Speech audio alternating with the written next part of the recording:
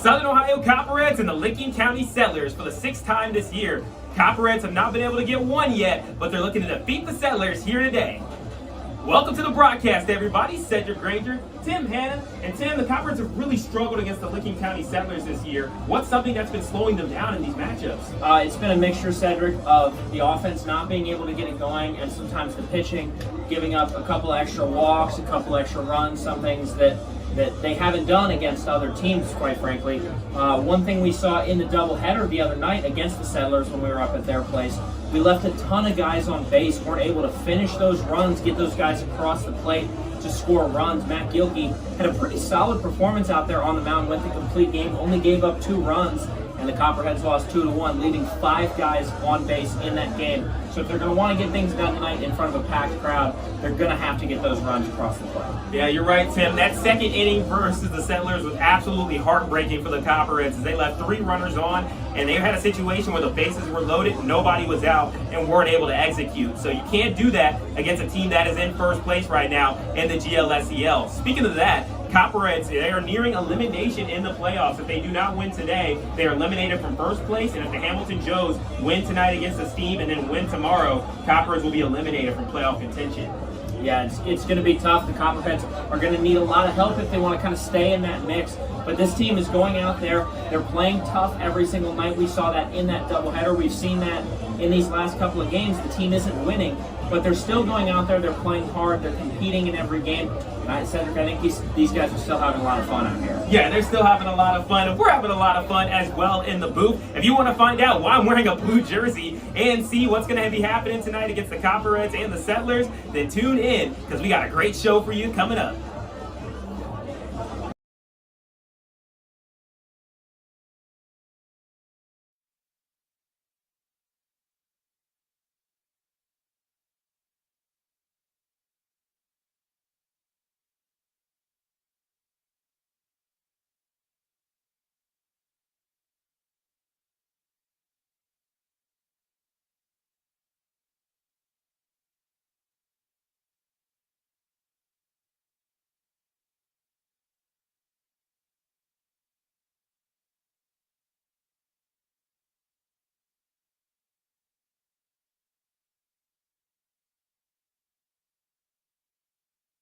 Good evening, everybody, and welcome to Bob Wren Stadium as we got a matchup between the Southern Ohio Copperheads and the Licking County Settlers for the 6th time this year. Copperheads are down 5-0 in the series as the Settlers have already wrapped it up. But the Copperheads can try to at least go and play a little bit of spoiler to the Settlers who sit at the top of the division. First, we'll go over the alignments. Tim, would you like to start with the defensive alignment here for the Copperheads? Behind the dish tonight, all-star starter Josh Steidel. Played a pretty decent game last night. Had a lot of fun getting those times in for the scouts that were in attendance. Had a 1.92 pop time yesterday when they were running through that. So really good job for him. Mitch Class, Mason Nadolny, the Minnesota boys on the corner. Carson Shepard, Jordan Long in the middle of the infield. Clayton Hodges, Kyle Ratliff, and Trey Rucker in the outfield. See the first pitch right there to Turner Hill. Off the mark there. Actually hits the edge of the zone for strike number 1. So we're just getting started here at Bob Wren Stadium as Turner Hill's the first batter up, and he's going to fly that one out foul for strike number 2. Turner Hill is batting first here for the Settlers. He'll be followed up by Jack Rando batting second, Drew Garth batting third, Logan Swanger 4th, Kaplan 5th, Nick Lukac 6th, Caleb Johnson 7th, Ohashi 8th, Crawford 9th. That's the lineup there for the Licking County Settlers, who come in with an 18-12 record, sitting all alone atop the GLSEL South.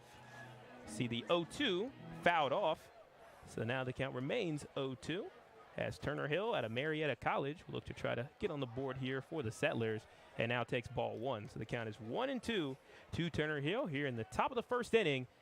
No score here from Bob Wren Stadium, but man, is it electric in this house or what, Tim? Oh my goodness, we have a darn near sellout crowd here tonight at Bob Wren, just on a Wednesday too. The Brazilian students are here, the Hungarian students are here, Hocking Valley Bank is here. Should be a phenomenal night for baseball, as I don't see very many open seats, and we just got through the first pitch. The 2-2 is driven out into right field. Trey Rucker loses his hat, fielding the ball but that's going to be a single for Turner Hill. So he gets to start it there for the Licking County Settlers. Yeah, there's not even enough seats, it looks like, for all the people. Some people are standing up right now. Looks like they'll try to file everybody in. But next batter up is Jack Rando, trying to follow up the single of Turner Hill. Rando out of Belmont University, Brentwood, Tennessee. He's batting 184 and driven in 1 RBI. And he had a couple of starts against the Copperheads in their doubleheader, where the Copperheads lost the first matchup 5-2, and the second one 2-1 on a heartbreaking RBI single. First pitch to Rando from Ryan is in there for a strike. A really well-played game by the Copperheads on defense in that game, only holding the Settlers to 1 run. And Matt Gilkey had him hitless through 5 innings. And then of course, the double that scored the run, and then after that it was another Copperheads continued to battle, got that run back in the 6th, and then ultimately in the bottom of the 7th, the RBI single to win the game. So going to have to wake those bats up today if they want to get things done against this team that knows how to score runs, Cedric. They sure do, as the 0-1 is high and inside for ball number 1. Settlers in this series, they put up at least 11 runs in the first 3 games, so it really speaks to the Copperheads' improvement in pitching, that they only allowed 5 and 2 in the subsequent games. Both losses for the Copperheads, but that's what we said in the pregame. You just got to be able to get the bats to back up the pitching, as you have a good pitcher on the mound here in Colin Ryan. The last time he was up, 11 strikeouts, only 1 hit in 6 innings pitched against the Richmond Jazz. We see the 1-1 as the runner goes. There's going to be a throw from Steidel out to Jordan Long. It's off the mark, and he's unable to tag him, so that'll be a steal from Turner Hill. And the count is 1-2.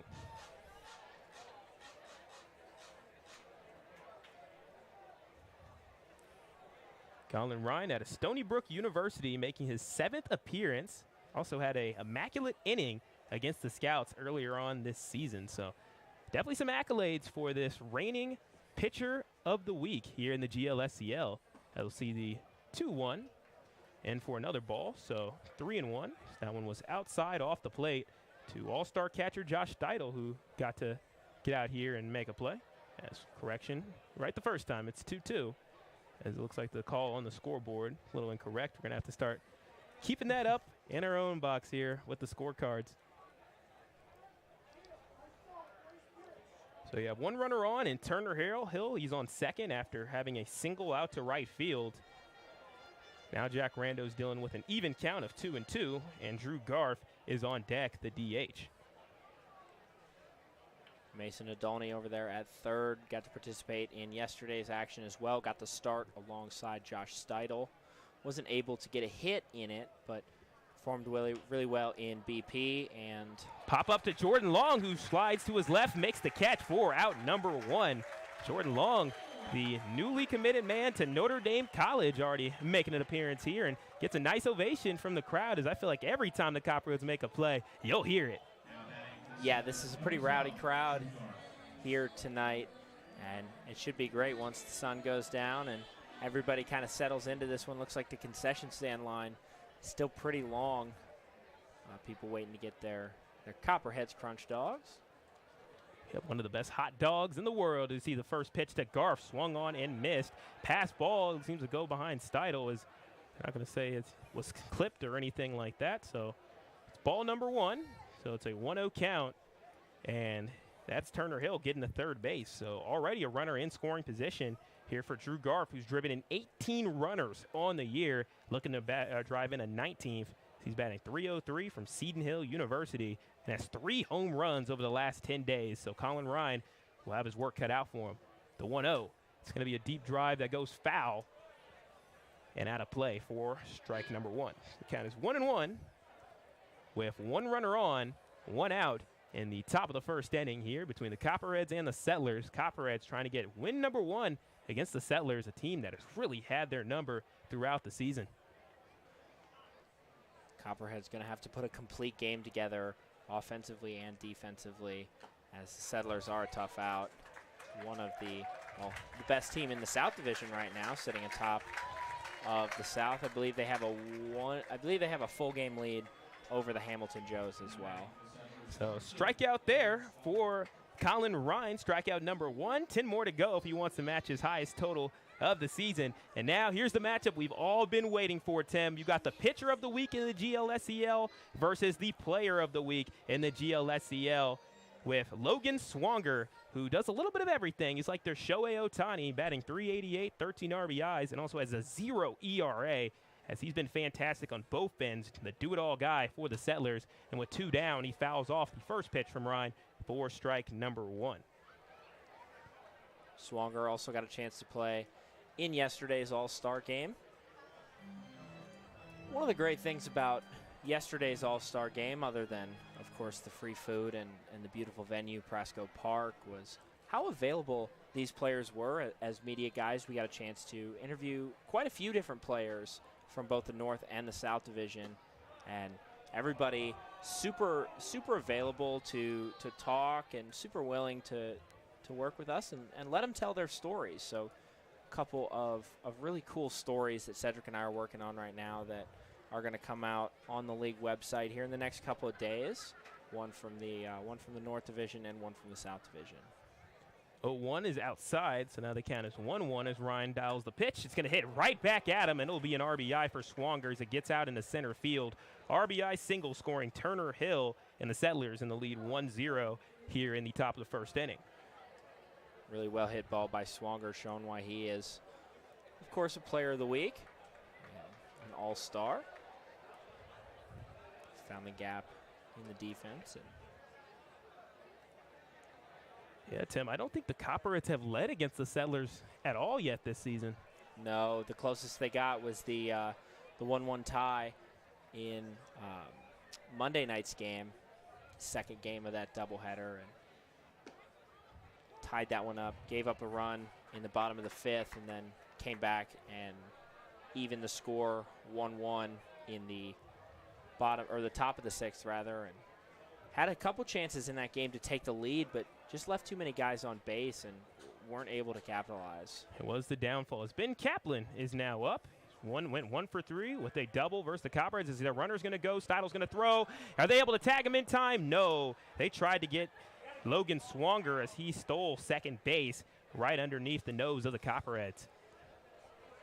Nevertheless, that was strike number 2, so it's 0-2 now to Ben Kaplan. Logan Swanger advances to second on the stolen base as the Copperheads trail 1-0 against the Licking County Settlers. Ben Kaplan batting .450 on the season, 3 RBIs. Newer member of the Settlers squad, only has been here just a little bit over a week, but he has made his presence known as new guys have been the stars so far for the Settlers as of recently. As we see the 0-2 pitch is going to be hit out in the left field, and it is down for a base hit in the corner as now you see Swanger rounding third, and he comes in safely. It's another RBI single for the Licking County Settlers. This time Ben Kaplan dials it up to the perfect spot in left field. And right now, Tim, it looks like we're seeing a little bit of deja vu. A really tough break for the Copperheads. It was a nice pitch right over the plate from Colin Ryan.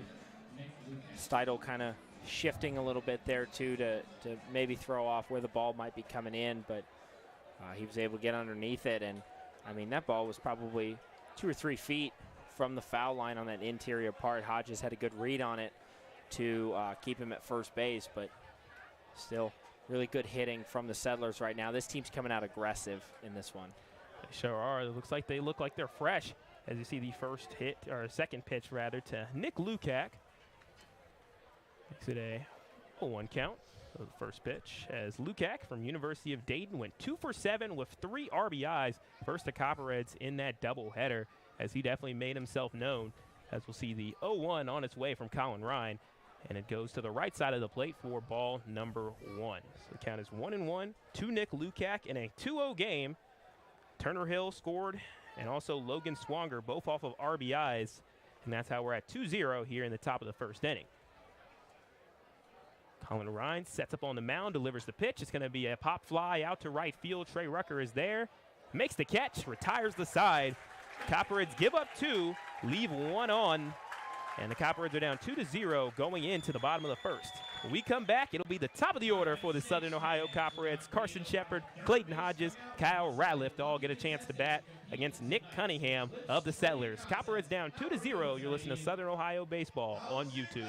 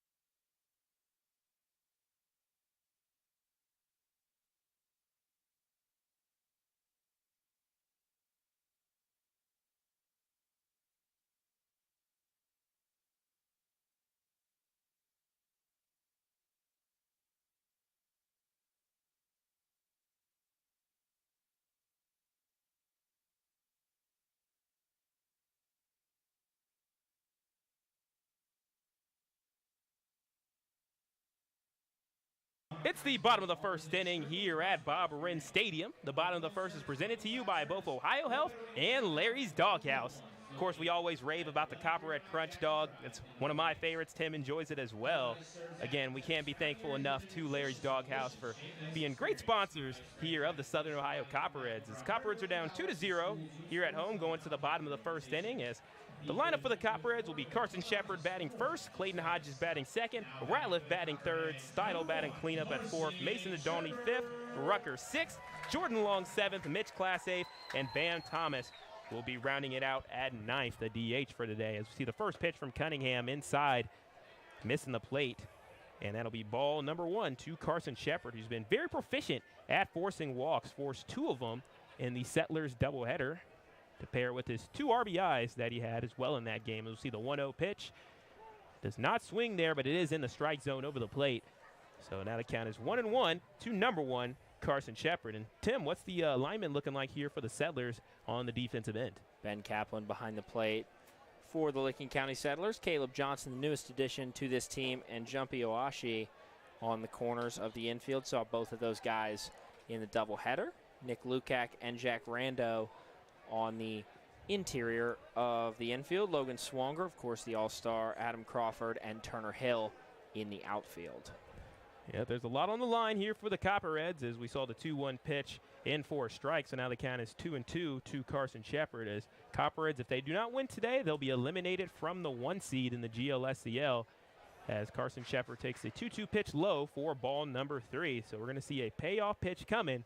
And for the Copperheads, this is exactly what you want to see. Start getting the pitchers nice and tired, forcing these full counts. You do. You've got to start fast if you're the Copperheads. Already in a 2-0 hole, and there he goes. Pop fly to right field, and the play is going to be made by Crawford, as you saw a big cheer there from the crowd, as it was a good hit into right center field. But Crawford was able to read it very well off of the bat, slide to his left, and make the catch for out number 1. So that'll bring on Clayton Hodges, who's batting .242 on the year, driven in 7 RBIs. Did struggle in the Settlers doubleheader as he came in to pitch hit in the first game and then started in the second game, registering 1 walk, but went 0 for 3 with his at-bats.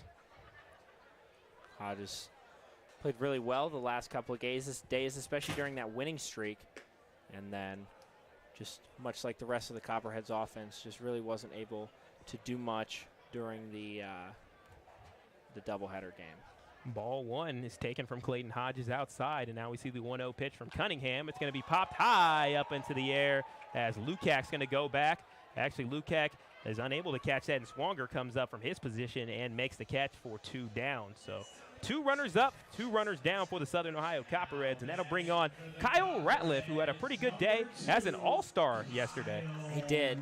Didn't think he was going to get a chance to play in the actual all-star game. Came into the weekend just being a reserve, so he was going to get his workout for the scouts. Ran a really impressive 6.5 60 time yesterday, one of the faster guys out there on the field. Said he felt really good, and then come all-star game time, heard his name called in that top of the 6th inning when the South Division went out on defense, and talked to him after the game. Just said he was really blessed for the opportunity. A couple of guys went down as see a high fly ball going back out to Crawford. Crawford gets underneath it and makes the catch for out number 3. So the Copperheads go out on a trio of fly balls. 1 to Crawford, actually 2 to Crawford, and 1 to Swanger. As when we come back, the Copperheads will go back to the field as they'll face Caleb Johnson, Junpei Ohashi, and Adam Crawford, the 7, 8, 9 in the Settlers lineup. Settlers up 2-0, and will look to add to it in the top of the 2nd. You're listening to Southern Ohio Baseball on YouTube.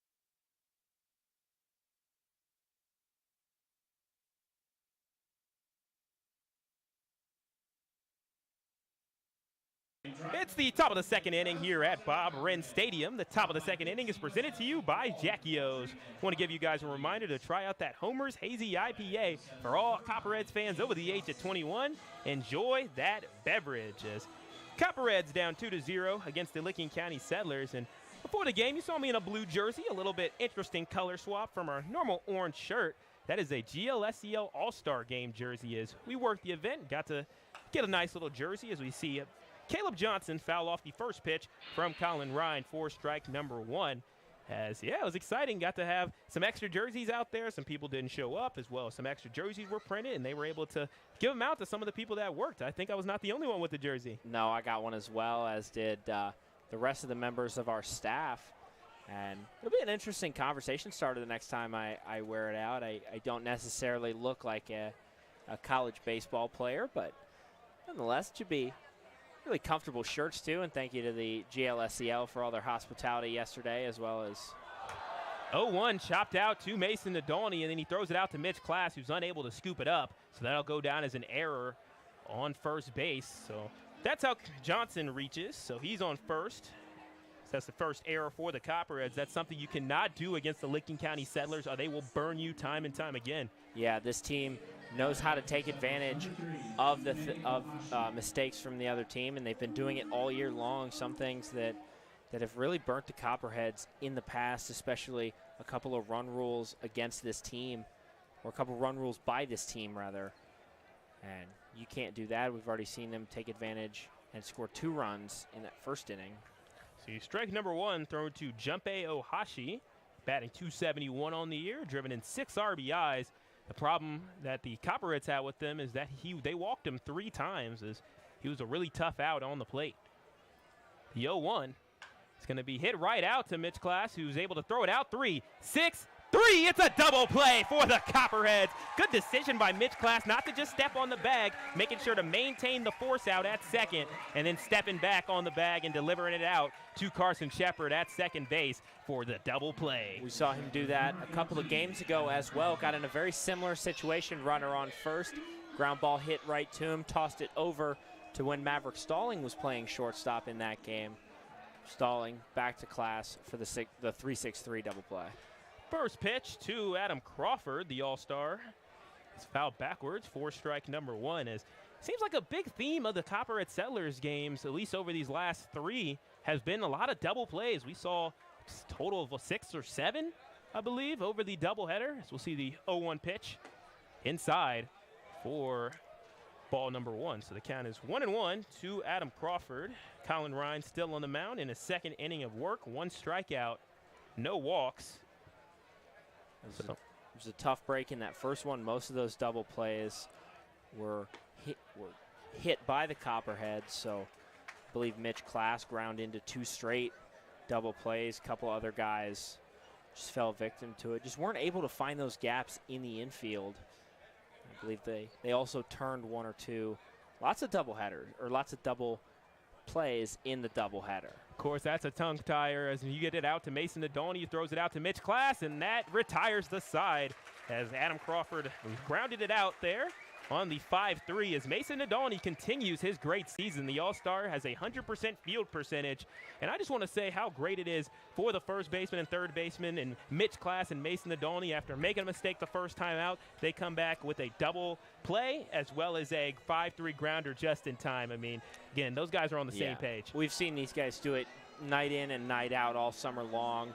Not only have they been playing together since high school, so now almost 5 years playing together. They've been doing it here all summer too. So shaking off a little bit of the rust. Haven't seen them play together in quite some time. So they'll be getting back to it, I'm sure. So Copperheads trail 2-0 after giving up nothing in the top of the second inning. When we come back, it'll be Josh Steidel, Mason Nadolny, and Trey Rucker, and we'll see if they can figure out Nick Cunningham on the mound. You're listening to Southern Ohio Baseball on YouTube.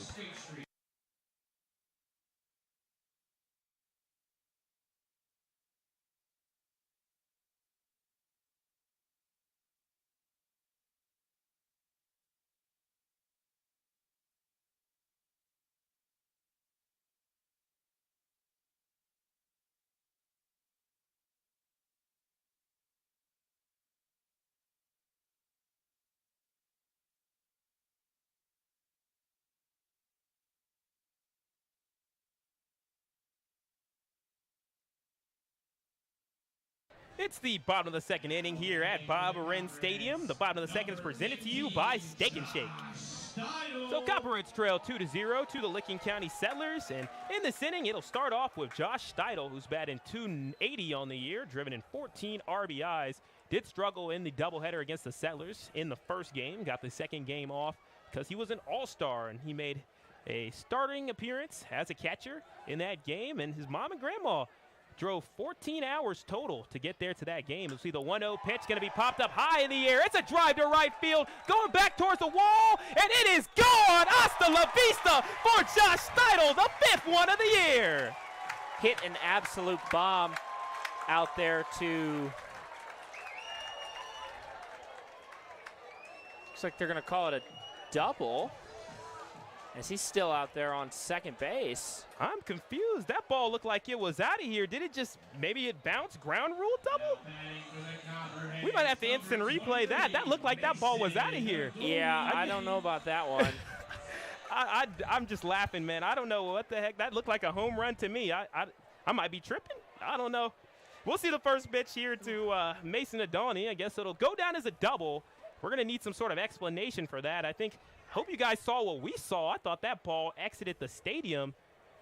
But the count is 0-1 here to Nadoni. Mason Nadoni was an all-star as well, batting .327 on the year. That's the highest on the team. As we'll see the 0-1. It's going to be chopped off of his bat twice. So that's going to make the count 0-2 to Nadoni. Tim, you have any sort of idea of, was that like maybe a ground rule double where it maybe bounced up? Yeah, the only possibility that I could think of is that hit off the top of the fence and bounced over. But then again, I still think that would be a double, or that would still be a home run if it hit off the fence. So it must have landed short and bounced up, and we just couldn't tell from our angle. And he got him swinging there. Looked like it was a check swing, and they were able to get Mason Nadoni on strikes. So Josh Steidel will give him the double. Mason Nadoni goes down on strikes. That's Cunningham's first strike of the day. And that's going to bring on Trey Rucker, who plays out in the right field, batting .256 on the year, 8 RBIs, and announced his transfer to San Jacinto College. And we'll take the first pitch here from Cunningham with one runner on in this 2-0 game, as they had to take the score off the board. As fully confused. Tim, you got an explanation here? Yeah, it looks like it was scored a ground rule double. So while I couldn't see where it hit at first, it looks like they'll score that a double. Tim, that's why I need to keep wearing my glasses here in the press box. I mean, sometimes I wear them, sometimes I don't. I'm like, I feel like I trust my vision here. I mean, I graduated in the class of 2020, but I guess that doesn't mean my vision's always 2020. As the count is 0-2 to Trey Rucker quickly. So Josh Steidel, even though we had a pretty exciting home run call, we called it hasta la vista. It was not an hasta la vista. I was bamboozled, as the count is 0-2 to Trey Rucker. Be huge if Trey Rucker could at least advance the runner here with only one out. The 0-2 is going to be a deep fly ball out to Crawford, going back towards the wall, makes the catch, and is going to throw it as Steidel tags off, running to third base, slides in safe. So productive out there from Trey Rucker as he fly balls out to Crawford once again. 2 down in the inning, but Josh Steidel in scoring position.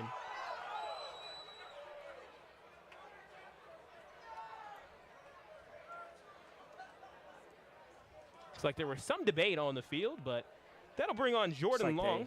Looks like they thought he left early. I mean, he timed it pretty well, and I think the Settlers were just staying on their P's and Q's. Just in case he did leave early, umpire said he left on time. And a huge, huge at-bat in this game for Jordan Long. Has to get Josh Steidel across the plate.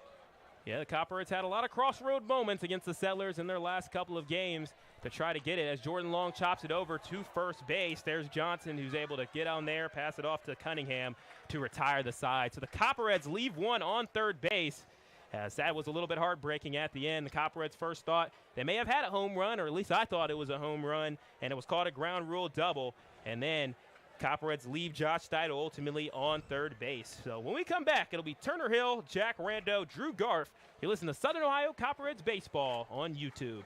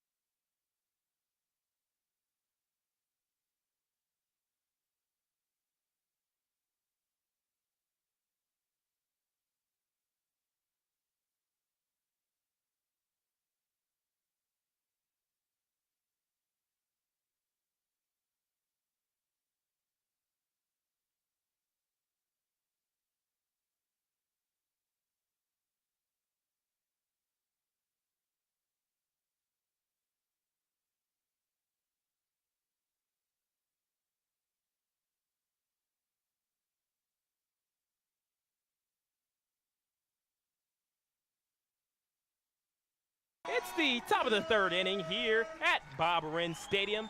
Top of the third inning is presented to you by OUCU Financial, where you belong. Copperheads trail 0-2 against the Licking County Settlers after the ground rule double from Josh Steidel when he drove that one deep to right center field and ended up not going over the wall apparently, or at least not enough, and got called a ground rule double. Because I'm still shook and shocked from that play, as I thought it was a home run.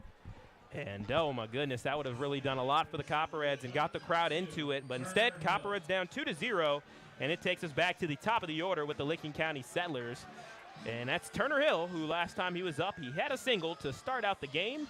Right when the crowd was loud and everybody was getting into the game, he was there to try to silence it a little bit, as the Settlers need every game they can get, as they're going to be having a pretty favorable schedule coming up, as they got the Copperheads, who are last in the league, and they also have the Ice Haulers, who are the coldest team right now in the league. So big opportunity for the Settlers to take care of business and get the first seed. Copperheads trying to do just the opposite there and make things tough for the Settlers, as we see the first pitch to Hill from Colin Ryan, who's thrown it from the hill for strike number 1.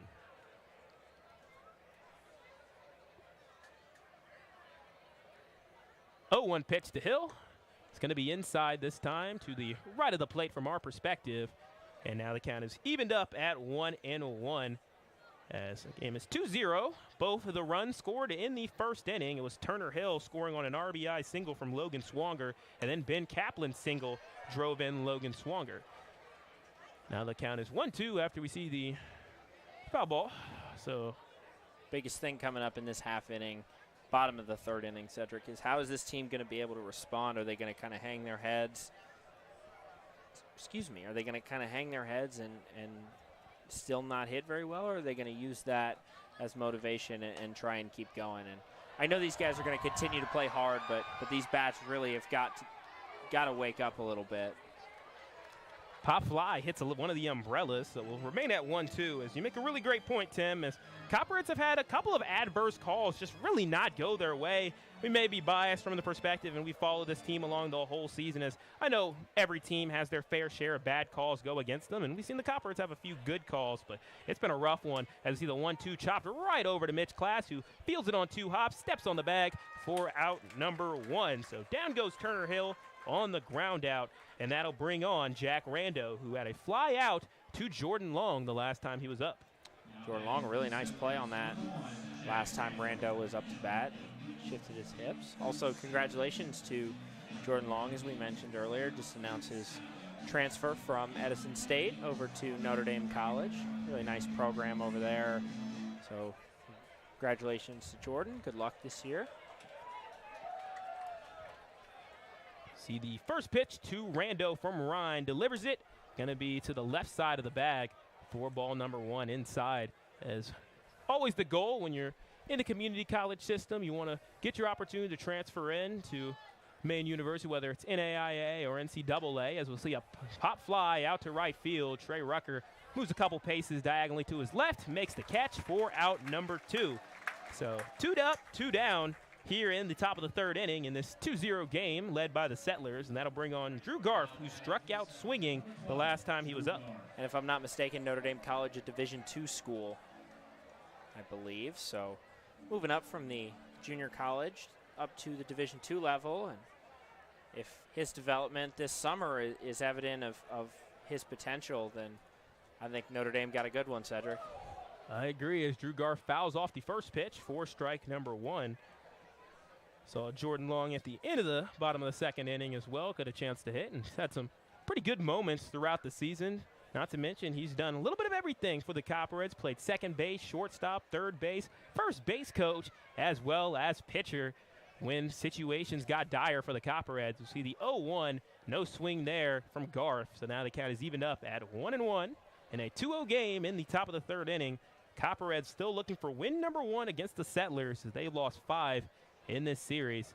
Series that'll be played 9 times. We'll see the 1-1 pitch from Ryan right out to Jordan Long. What a diving attempt, makes the play, throws it to Mitch Class. That's out number 3. And Jordan Long, after we talked about him all inning, retires the side with one heck of a play. Really nice play. Again, kind of leaped out for it, was pretty stationary, kind of caught flat-footed potentially, and just Superman dove out there, makes the catch, and sometimes our announcer's jink does work, Sedric. It sure does. At that time, it was like an alley-oop, and Jordan Long dunked it. So the Copperheads retire the side, still down 2-0, but we'll have a chance to try to tie things up in the bottom of the third inning. You're listening to Southern Ohio Baseball on YouTube.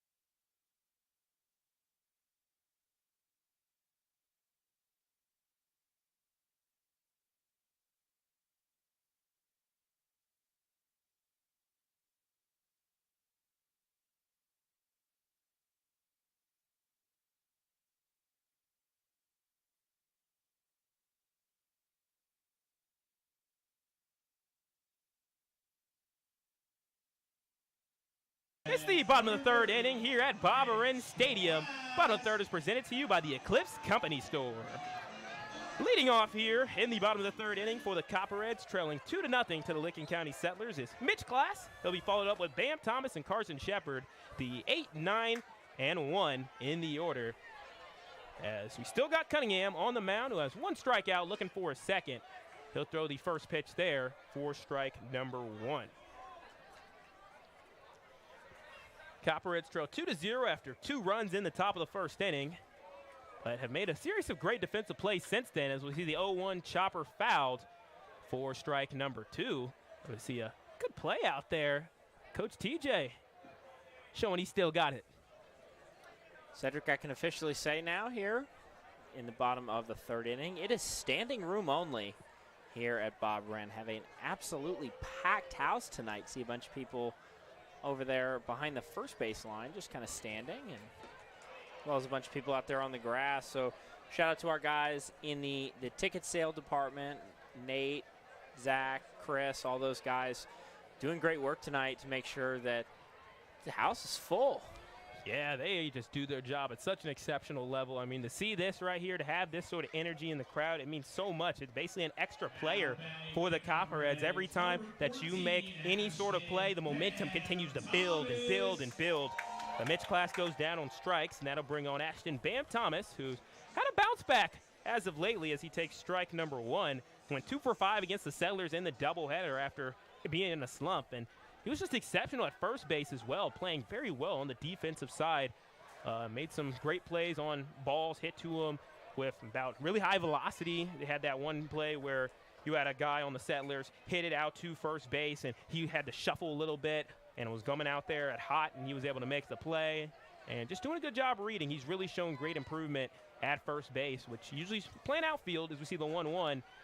On the money there into the strike zone over the plate for strike number 2. I have to agree with you, Sedric. Not quite the offensive performance I think that he wanted this summer as a whole. Has had big moments come up in big situations for this team, but I think overall a little bit lackluster offensively. But talk about the defensive improvement from Bam Thomas from his first game at first base to now playing first base the other day. An absolutely stellar performance these last couple of games over at first base. And as always, out in the outfield, hasn't dropped very many fly balls this year or really even missed any. So we'll see if he can continue the consistency. As we see the 2-2 pitch, swung on and missed, and that's strike number 3. So back-to-back strikeouts for Nick Cunningham, who had 4 strikeouts in his last start, which was against the Scouts. He pitched 4 innings, allowed 0 hits in that inning, or in those 4 innings, so pretty impressive. So strikeout number 3 for him, and that'll bring on Carson Shepard, who had a fly out to center field. Got the crowd going a little bit. Anytime a ball is hit off of a bat, it's going to get people going crazy. As the capacity here in Bob Wren Stadium, about 2,000, 2,200. I believe 2,250 is the exact number as Carson Shepard takes the first pitch for a strike. And It looks like we're getting close to that capacity. We got to be at least near 1,500, 1,600. We're getting up there here at Bob Wren. It's packed as the 0-1 pitch to Shepard swung on and missed for strike number 2. As the Copperheads want to try to avoid striking out all 3 times in this inning. What Coach Lanning likes to talk about is those loud outs, the things that get the crowd back into this game, those deep fly balls out into the outfield, and obviously want to put a ball in play. Yeah, chopper out to Lukac, Dizzler's out to Johnson, and that's in time for out number 3. But yeah, Tim, you make a good point there. The loud outs, anything that you're talking about, the fly outs, anything like that, get a lot more noise than any of the infield outs or the strikeouts. So the Copperheads go down 1-2-3. As right now Nick Cunningham is showing great control of the game for the 2nd time in a row. So when we come back, it'll be Logan Swanger, Ben Kaplan, Nick Lukac, who will try to add to the Settlers' lead. You're listening to Southern Ohio Baseball on YouTube.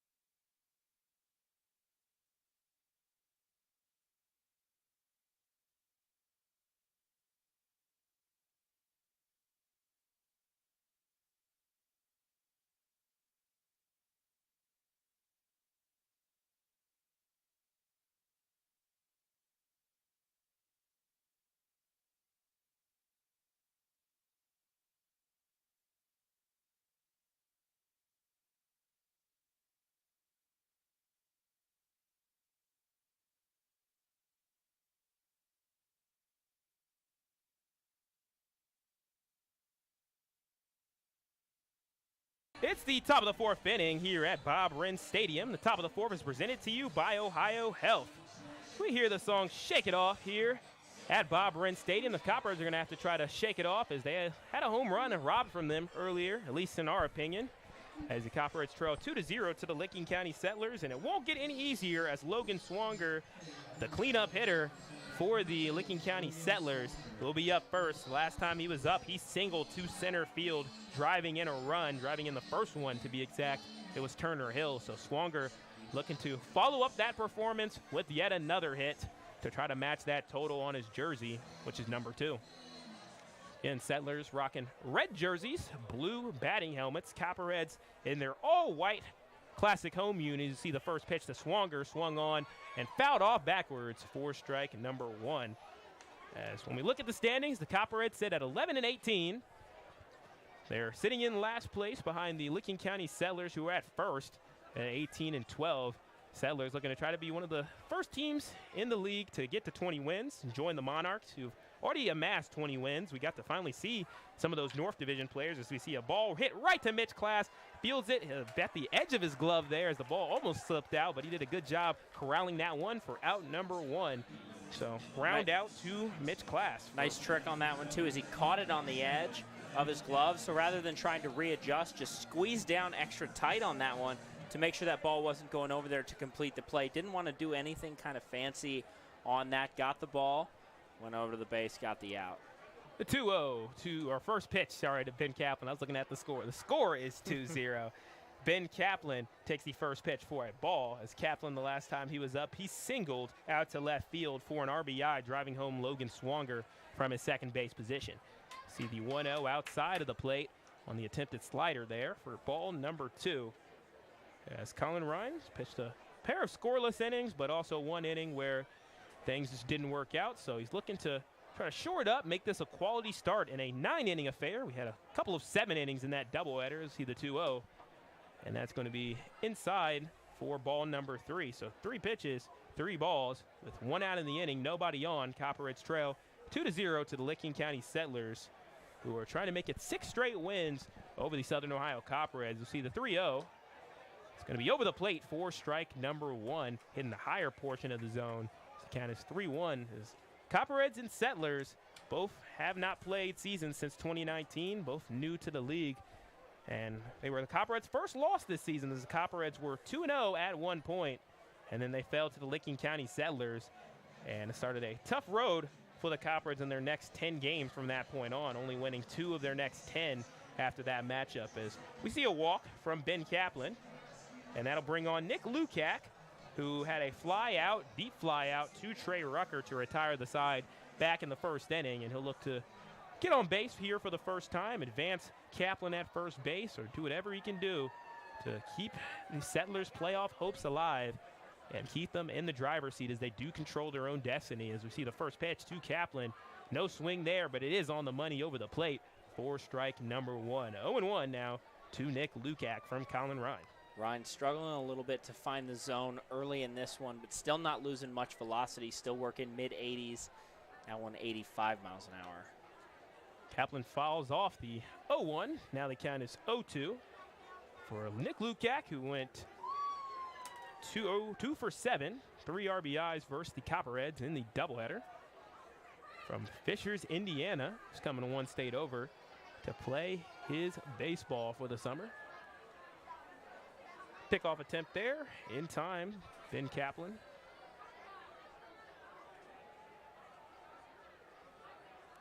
As we'll see the 0-2 pitch with 1 out in the top of the 4th inning.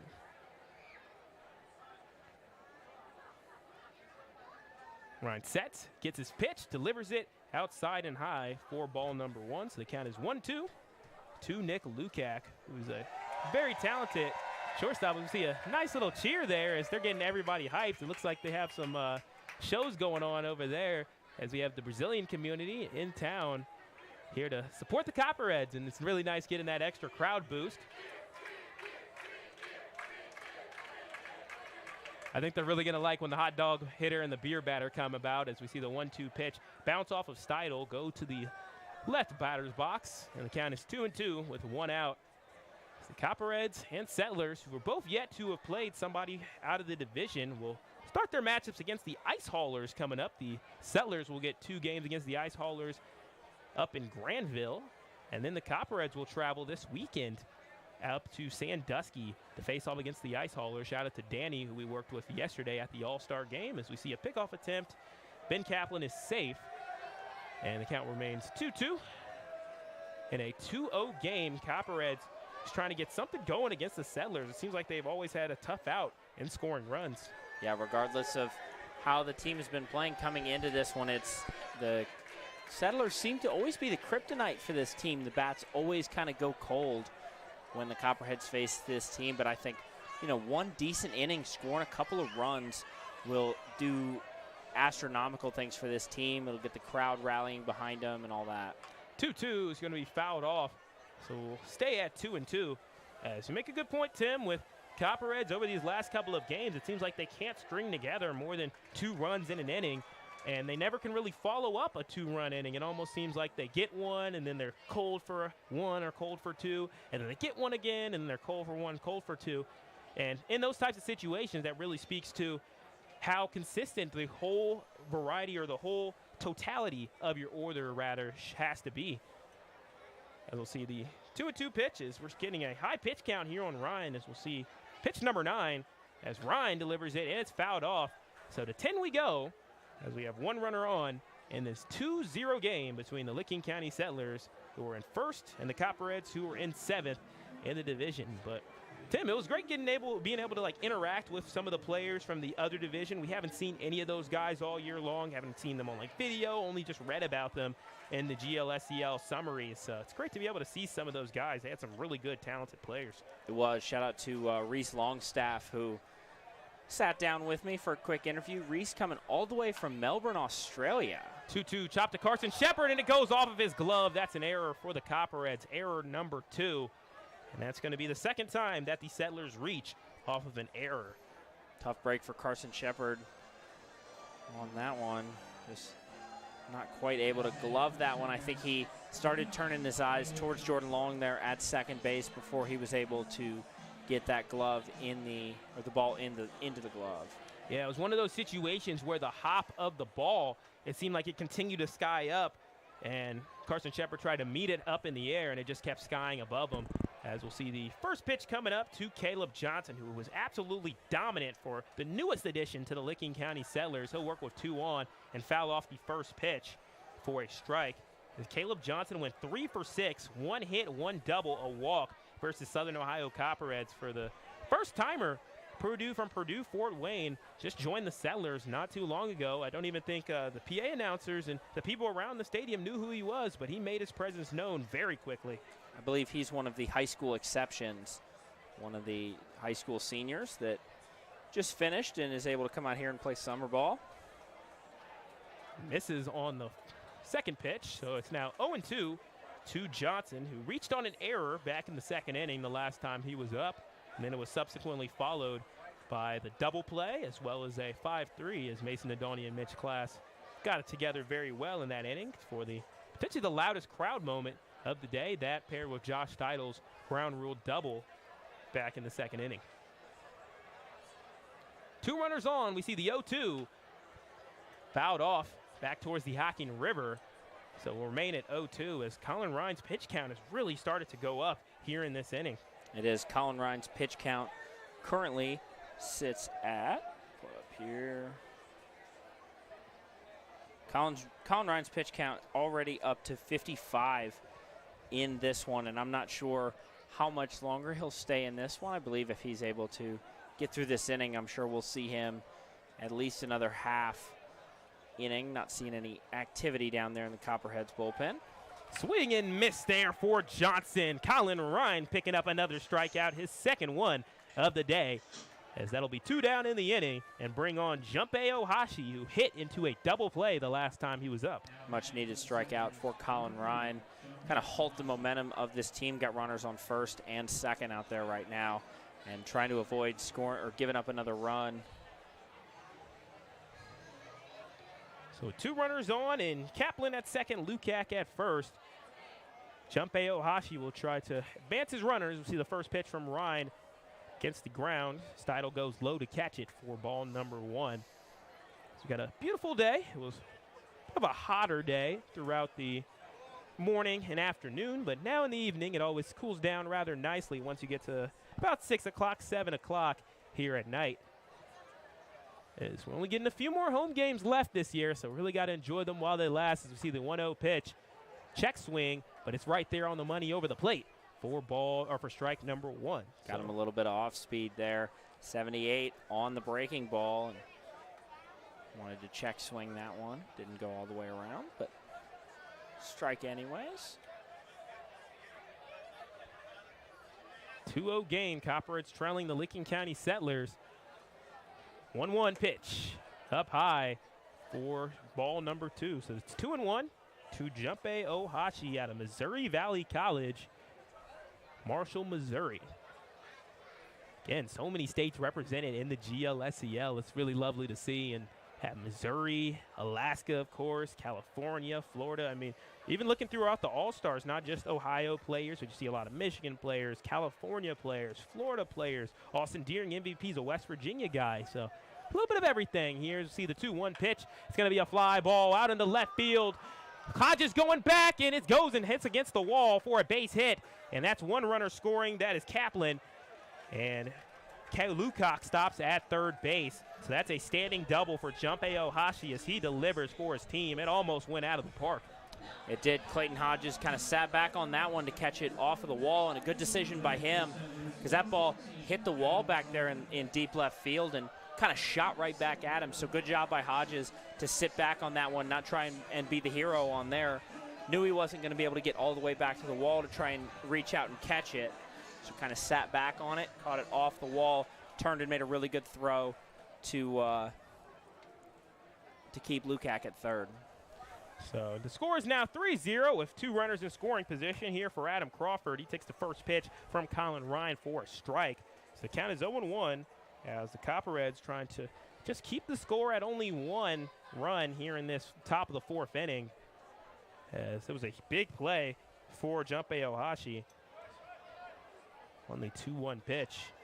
And we see a little bit of a timeout here as Steidle's going to look to get on the same page here as the count is 1-1. Copperheads trail 3-0 after we saw the RBI double from Junpei Ohashi that almost cleared the wall, but bounced off of it, and that scored Ben Kaplan. Nick Lukac decided to stay at third base. May have had a shot, but good throw from Clayton Hodges to keep him there. Copperheads trail 3-0. They have not put up more than 6 runs against the Settlers in a game, aside from just one when they made a big rally here at home. And I'm sure Coach Lanning would not want to have a rally here. We'll see a 1-1 that's going to go right to Nadolny. Nadolny fields it on one hop, delivers it out to Mitch Class to retire the side. So Copperheads are able to strand 2, but they do give up 1 run, as that was a Junpei Ohashi double scoring Ben Kaplan. And the score is 3-0 going into the bottom of the 4th. So when we come back, we'll see Clayton Hodges, Kyle Ratliff, and Josh Steidel. You're listening to Southern Ohio Copperhead Baseball on YouTube.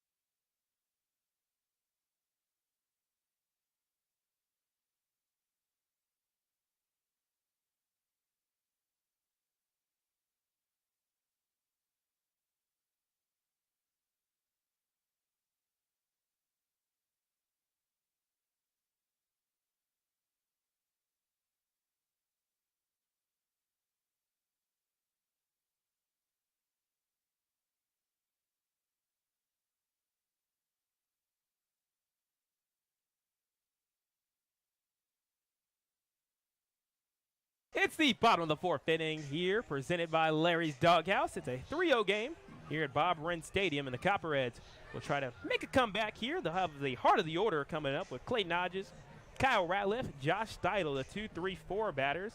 Hodges, last time he was up, he had a fly out to left field. And right now, Tim, the Copperheads, they're competing pretty hard as well. They've left him out to 3. They've made some good plays. We saw the double play from Class and Nadolny. We saw Jordan Long come up with a couple of really nice plays as well.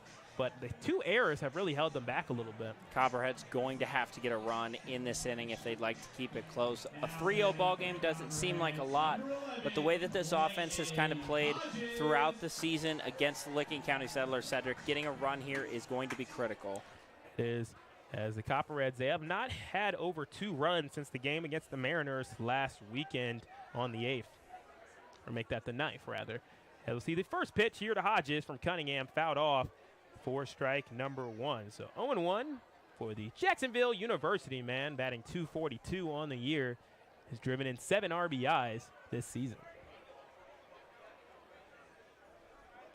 Cunningham in his 4th inning of work delivers the 0-1 pitch, and it's going to be fouled off into the bullpen of the Settlers. So the count is quickly 0-2 on a beautiful, beautiful evening. I think the weather has been absolutely terrific as of late. As we had a situation where we had a lot of games where there was storm warnings. See the 0-2, it's going to be a high pop fly that's going to land in the infield. Lukac and Rando. It looks like Lukac's going to make the catch. 1 down in the inning for the Copperheads. Tough break for Clayton Hodges. Really saw the ball well on that at-bat. Solid contacts on both foul balls and just wasn't able to straighten it out. And that time he got up underneath it to pop it up to Lukac.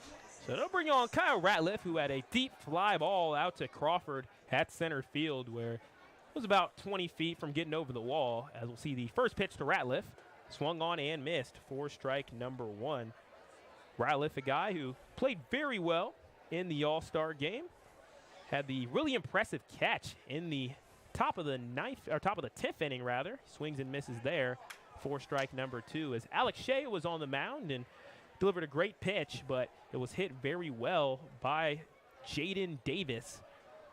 from the North All-Star team. We'll see the 0-2 pitch, and it's going to be hit, and right into the glove of Nick Lukac. Nick Lukac jumped up in the air as he did a great job reading that ball, and that's 2 down as Lukac has been taking over this inning. Jumped out of his shoes on that one, Sedric. Got all the way up and timed it perfectly that just as that ball was flying across the infield, Lukac able to jump up and make the catch on that. Yeah, it was a good hit, but not enough to get past this impermeable fielding here of the Licking County Settlers. That'll bring on Josh Steidel, who the last time he was up had a ground rule double that we still think is a home run. As we'll see the first pitch fouled off for strike number 1. Tim, we had a situation earlier this year where Kyle Ratliff hit the ball out of the park for what we thought was a clear home run. Umpires did not see it, and we saw a ball don't lie situation. So I wonder if we'll see the same thing here as the 0-1 is outside for ball number 1, as it's now 1-1 to number 15, Josh Steidel, the all-star catcher in the league. And Copperheads just need something. As we'll see the 1-1 outside once again and low for ball number 2. Sedric, well, I'd like to see a ball don't lie situation, and I'm sure while Steidel would like to get another home run, but I think he understands this situation. It's just about getting on base, that selfless hitting, the unselfish hitting that we talked about a couple of games ago, Kyle Ratliff was talking about. And I think that's the situation Steidel sees himself in, as you've seen him sit back now on 2 straight pitches a little bit outside. Hitters count, 3-1 pitch. Outside once again, missing the plate outside 4 straight times, and that's a walk for Josh Steidel as he gets to first base. And that'll bring on Mason Nadolny, who had a strikeout swinging the last time he was up. And Mason Nadolny, who had to recover a little bit from injury. He was feeling about 90% throughout the last couple of Settlers games, and then played really well at third base as a starter for the South All-Stars in the game. Which, by the way, had the same score as this game right now. It was a 3-0 win for the South All-Stars, which, of course, Copperheads players were on the South team, so great to be able to cheer on our guys out there, and they got the victory up there in Mason. Heard from Luke Borer and Kyle Ratliff after that game about their performance. Luke Borer was actually named the pitcher of the game. He went up and did a quick interview up there in the booth after the game. Borer, each pitcher only throws 1 inning in the game. Borer with 2 strikeouts in his inning. I believe that tied the most by any pitcher in that game. Didn't give up any runs, didn't give up any hits. So Borer, a really solid job on the mound last night. Daniel Walter pitched well as well. I believe he had 3 flyouts, may have given up a hit, but yeah, 1 did not give any strikeout, 1 runs. walk, I believe. Yeah, it seemed like a lot of the Copperheads had themselves a good day, as we'll see the 0-2 pitch. Pick-off attempt. Josh Steidel gets back in safely to first, as we've seen a couple of sliders thrown from Nick Cunningham that was able to get Nadolny. See if Nadolny has an answer to it here at this at-bat. Cunningham sets, gets his pitch, delivers the 0-2. It's low and inside, right in front of the feet of Mason Nadolny for ball number 1. One of the coolest things about yesterday when they were taking a batting practice during the scouting showcase is being able to sit right there down on the field and hear the ball, hear the crack of the bat, the stitches on the ball. And one thing I walked away with, I was like, good golly, Josh Steidel hits the ball hard. You could hear the seams on the baseball just whistling. 2-2, chop fouled. So we'll remain at 2 balls, 2 strikes, 2 outs, and a 3-0 game led by the Licking County Settlers. Tim, you made a great point there. Is being able to just watch these guys bat is just something else. Being able to be right up close, as you said, being able to hear the ball whistle is just phenomenal. And also just how quickly they're able to get their swing started. Like Josh Steidel especially, that was something he really excelled at. And I know the scouts from the major leagues will definitely be looking at that aspect of him. Also did a phenomenal job catching yesterday. Caught bullpen when the pitchers who weren't playing in the game got a chance to throw a little bit. Did a great job, as well as Josh Cross from the North Division. Funny that both starting pitchers named Josh, number 2 in that game. So it was Red Josh and Blue Josh, and both guys did a phenomenal job yesterday.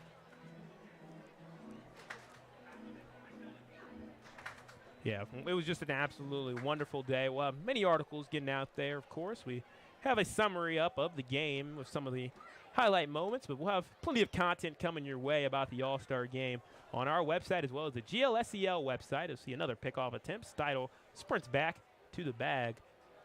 And once again, I'll remind you the count is 2-2. It's a 3-0 game in favor of the Settlers. They put up 2 runs in the first, 1 in the top of the fourth. As we'll see Nadolny not swing at that one. And the count is 3-2, so it's a full count. Going to be starting to get the arm a little bit tired of Cunningham, who for back-to-back games is trying to pitch 4 shutout innings. As we'll see the 3-2. Steidel will go. Swung on and missed for strike number 3. So Nadolny goes down, and that retires the side. Copperheads still not able to get nothing, as when it comes to scoring runs, the well has been dry as of lately. As when we come back, the Settlers will try to add to their lead with the top of the order as Turner Hill, Jack Rando, and Drew Garth, the 1-2-3, will get it started here for the Settlers in the 5th inning. You're listening to Southern Ohio Baseball on YouTube.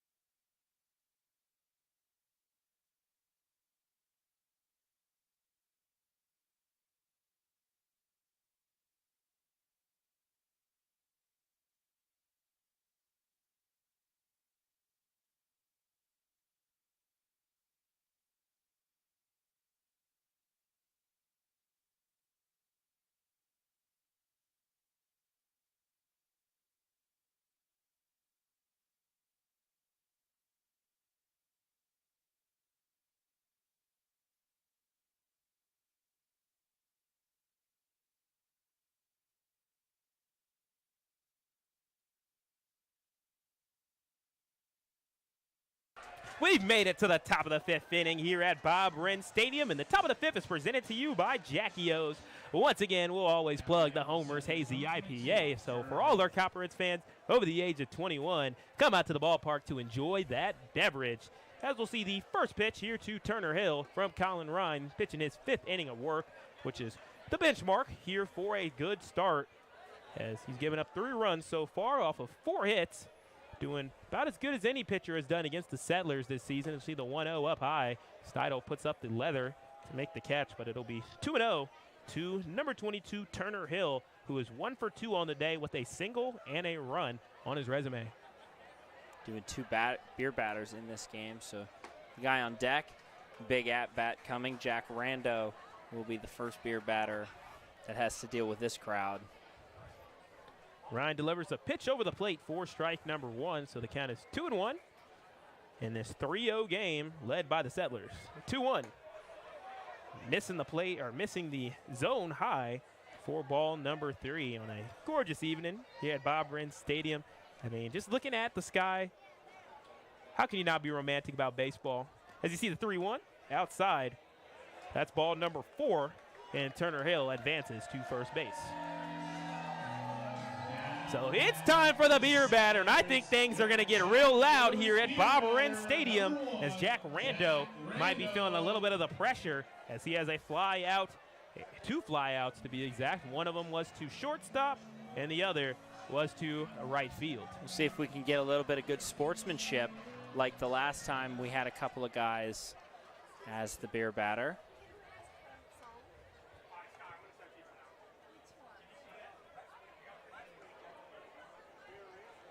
Always love the fans getting into it, doing song requests and everything. I think because we have our windows open, a lot of people come to us with their request. As we'll see the first pitch here to Rando. Swung on and missed. Strike number 1. 2 more for the cheaper price beer here at Bob Wren Stadium. Always the biggest moment of the game, aside from maybe the 9th inning, of course, is the beer batter and hot dog hitter. And it's really interesting seeing how different players trying to react to this sort of thing. Some players take it in stride. Some players maybe get a little nervous. We see the 0-1. He tried to show bunt, but missed it for strike number 2. Colin Ryan brought the heat on that one, 90 miles an hour. And it's probably a good thing that Rando pulled the bunt back on that one, or that one might have been a pop-up. Love to see Colin Ryan come back for another season with the Copperheads. Gets to that prospect showcase. 90-mile-per-hour heat. Definitely could be a good selling point. As we'll see the 0-2 pitch to Rando. Swung on and missed. That's strike number 3, and we got reduced price beer here at Bob Wren Stadium. Love the Jack Rando swinging on that one. Kind of chased that one up a bit in the zone. Not sure if that was just good sportsmanship or if he actually liked that one. But nonetheless, hats off to Jack Rando, and the good people here at Bob Wren Stadium will enjoy discounted beer courtesy of Jackie O's. Yeah, and when it's Colin Ryan on the mound, there's no doubt. When you have a guy who can throw 90-mile-per-hour heat, I think all strikeouts are all on purpose, all on purpose, not accidental. As get a lot of people cheering as we'll see a meeting here with Colin Ryan, and maybe the end. As looking over there, don't see any bullpen activity, so maybe just an adjustment or something. As we'll see a very dangerous batter, or dangerous duo of batters coming up in Drew Garf and Logan Swangard. Coppers have been able to stave off Garf, who always wears his red batting helmet, unique to the rest of his squad, which wears a navy batting helmet. That's always an easy identifier here for Drew Garf, as he'll try to make the Copperheads pay for the cheers of the beer batter, as it looks like we have a little bit of a stoppage on the field to slow things down as they're recording this, getting it out on social media. As, oh my goodness, the community, the Brazilian community, they've come out in droves and are having a great time here at Bob Wren Stadium. We'll see a pickoff attempt there. No good, as Colin Ryan will take the ball back, and we'll see the first pitch coming up to Drew Garf. Coach Harris out there probably just reminding him of about the little things. Got a strike out there, which was huge, but he's going to have to do it against these two dangerous bats here for the Settlers. Hill goes. It's going to be a high pop fly going out to left field. Hodges is there, makes the catch. Hill's going to have to run back. Hodges throwing it all the way out there. Carson Shepard makes the catch. Runner is safe back at first base, but that's 2 down in the inning. It's a good break for Colin Ryan, too. 1 pitch, keeping that pitch count low. He's starting to work that pitch count up a little bit higher than maybe he would have liked. Up in the just hit 71 on the pitch count right now, so likely see a little bit of work going on in that bullpen. Got 5 innings worth of work if he is able to get through this inning, and not a bad performance from Colin Ryan. We've seen him go anywhere from 5 to 7 innings in a normal outing. So this brings up Logan Swanger, who has a single and a ground out. See a pickoff attempt there. Runner is safe. In this 3-0 game, Licking County Settlers lead. Put up 2 runs in the first, 1 run in the fourth. Trying to put up another here in the 5th. They have Turner Hill on base at first. As we'll see the pitch. It's going to be popped up into foul territory for a strike.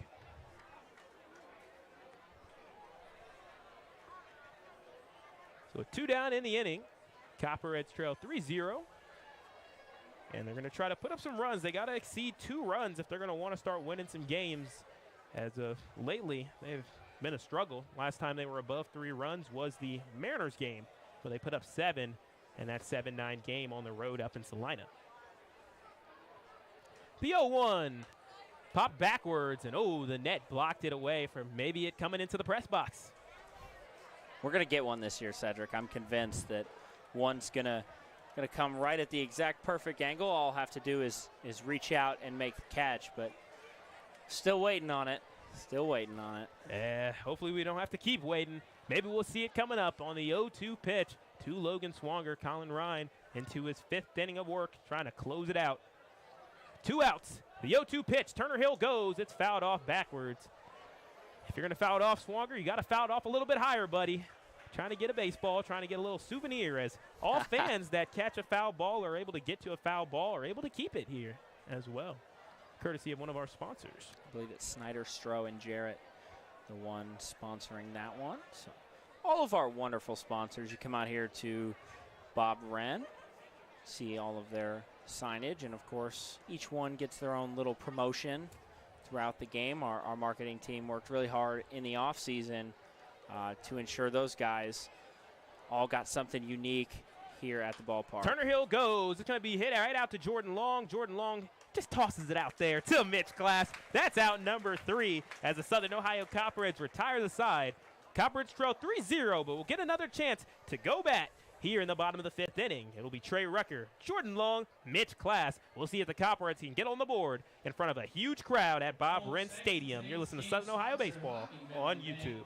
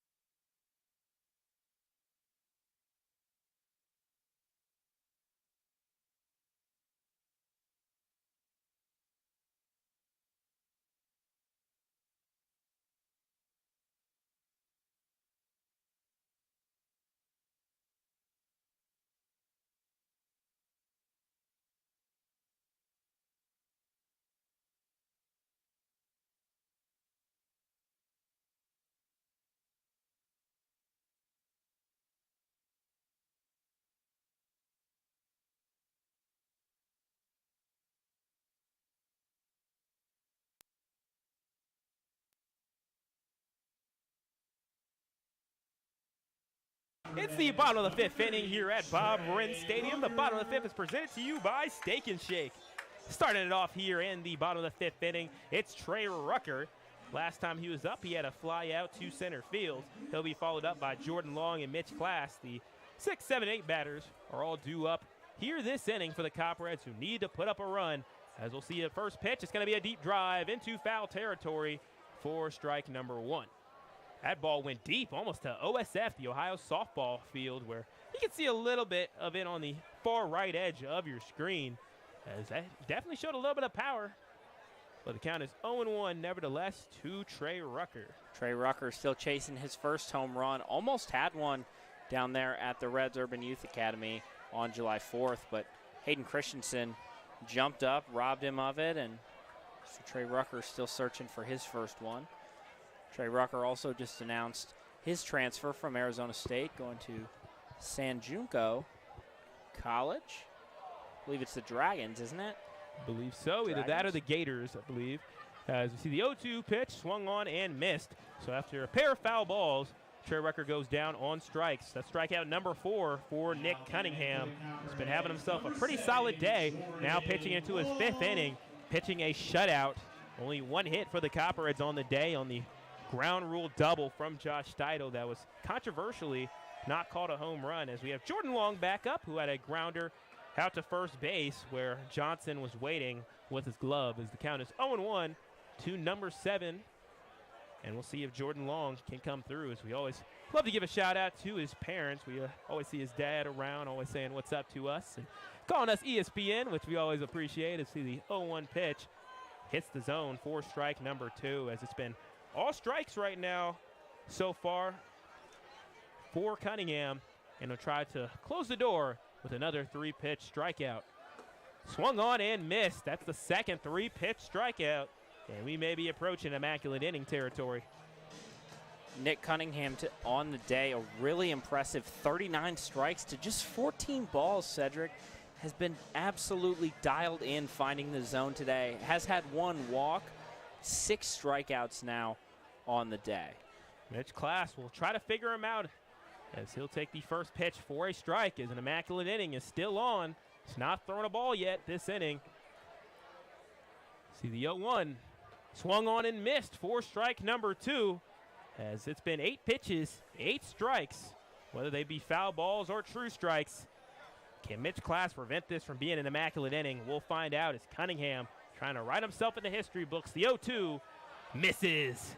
So fortunately, right in front of Colin Ryan's face, he doesn't have to see his immaculate inning be taken up there. His league lead in immaculate innings be tied with him as would have been theirs. The 1-2 swung on and missed.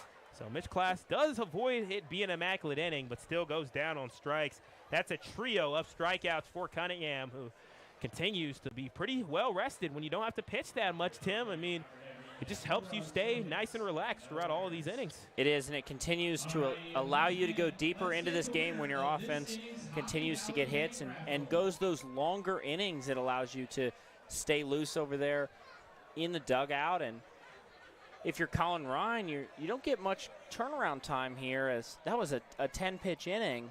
And so he'll have to head back out here quickly. Actually, looks like his day will be over. I believe that's Josh Robinson out there on the mound.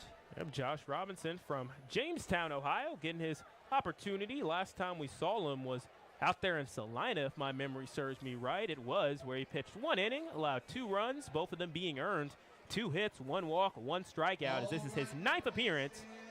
As it was a good effort by Colin Ryan today.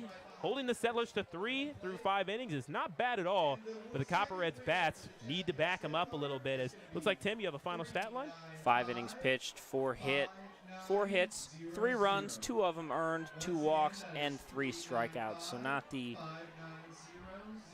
player of the week numbers we saw from Colin Ryan in that game last week, but nonetheless a really solid outing from him. And I think the perception of his outing has been changed a little bit just because the Copperheads haven't been able to get it going on offense. It's the same thing we saw with the performance of Gilkey the other night. 6 2/3, 2 earned runs, 6 strikeouts in that one, and his performance was kind of skewed a little bit because of the fact that they weren't able to score any runs to go along with it. So normally giving up 2-3 runs as a starter, really solid afternoon of work, especially if you're going 5 or 6 innings. Something that most pitching coaches aren't going to shake their heads about, unfortunately, Sedric. It is. It's almost a shame here in my stat sheet having to give a guy like Gilkey a loss for that type of performance, given that, again, played so well. You hold a team to 2 pitchers or 2 runs? I mean, that's crazy. And that should be winning games most of the time, but the bats of the Copperheads have been cold, and that's just hats off to the Settlers pitchers, as they've been doing a great job. Also, the Hamilton Joes pitchers the other day as well also played very well. So we'll have another beer batter situation coming up. It'll be Ben Kaplan, Nick Lukac, Caleb Johnson due up the next inning, as Nick Lukac will more than likely be the beer batter. So energy should be high on that at bat, but we'll take about a 10-second break here as we get to the next inning. You're listening to Southern Ohio Baseball on YouTube. As looks like, I guess we'll stay. Why not, as we're getting ready. So top of the 6th inning is presented to you by OUCU Financial, where you belong. Tim, we had a chance to take a break, and what did we do? Miss it. Well. Guys out on the field aren't taking a break. We're not taking a break either up here in the broadcast booth, Sedric. Yeah, no days off. I don't think any of us have had a day off in quite a while, as we see the first pitch from Josh Robinson missing for a ball. Speak for yourself, Sedric. I was fortunate enough to get a day off. You and Ethan Sargent made the trip up there to Grand Lake on Saturday. I was able to spend the day with some friends out of town. Deep drive to right field. Trey Rucker's there. No problem. 1 down. Bring up Nick Lukac. It's beer batter time once again for the Southern Ohio Copperheads crowd. Man, can they have back-to-back innings of low-priced beer? That's the question, Tim. We'll see, Sedric. They got our guy Julian Ross down there in the beer cave working extra hard during these innings. Yep, he sure is. Had a good conversation with him as we'll see a sliding play from Nadoni. Throws it with everything he's got, and it's in time. Wow. What a play from Mason Nadoni as he was on his knees facing the opposite direction of first base, turns around and delivers that. As it looks like we'll see another beer batter, so although we didn't get the strikeout, looks like there's going to be a chance for redemption. Such a great opportunity here. And Jackie O's, the wonderful people over there, are in the house today, so maybe went down there and got the okay from them to do another beer batter and give the people what they want here, Sedric. Give the people what they want. They'll see if they can do that against Caleb Johnson, who swings and misses. Steidel looks like he's a little bit nicked up as he looked like he took the edge of the bat. And he'll try to walk it off as all these catchers for the Copperheads have had to show so much toughness over the year. Seen Sebastian Silva get beat up a little bit, as well as Matt Friesen and Josh Steidel. All had lots of time at the catcher position as the Copperheads are down 3-0 with 2 down in the top of the 6th inning. Kaplan went down on a fly out to Trey Rucker at right field. Nick Lukac goes down on a ground out to Mason Adani, who slid to make the play and turned around, got it out to his Concordia University teammate in Mitch Class. As Mason Adani got to go and talk with his parents who were in attendance yesterday. Really great people. Loved being able to talk to them. As we see the 0-1 swung on in, missed. Strike number 2 in the house at Bob Wren. And that's when the energy starts to kick up just a tad bit. As I think the main thing that the crowd will be looking for coming up next after the beer batters for the Copperheads to tack on some runs.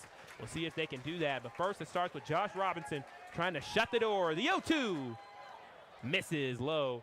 And the count is 1-2 as we'll see once again if Josh Robinson can close the door with 2 strikes rather, and no Ks yet on the day, but trying to get his first one and give some low price beer here to the fans.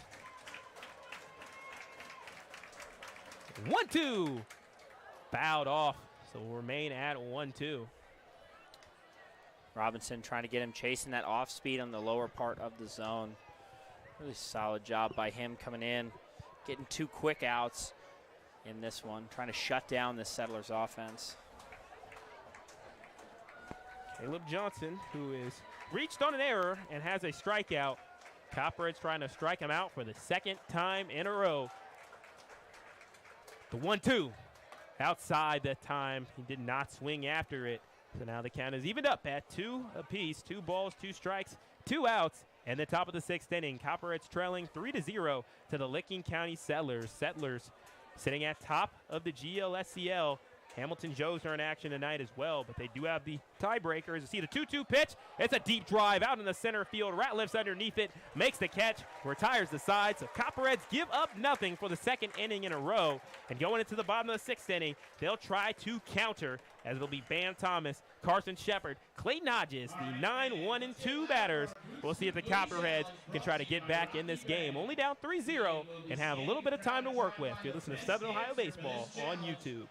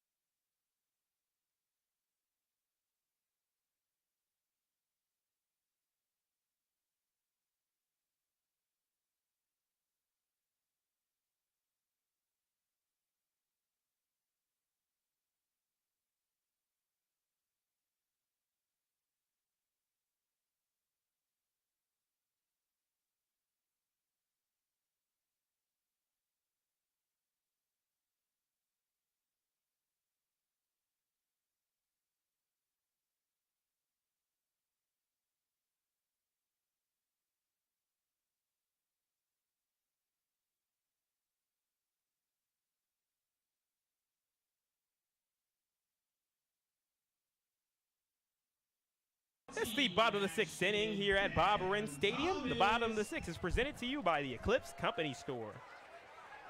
Bam Thomas is up first. Nick Cunningham delivers the first pitch, and it is a strike. He has thrown 9 strikes out of his, or make that 10 strikes out of his last 11 pitches.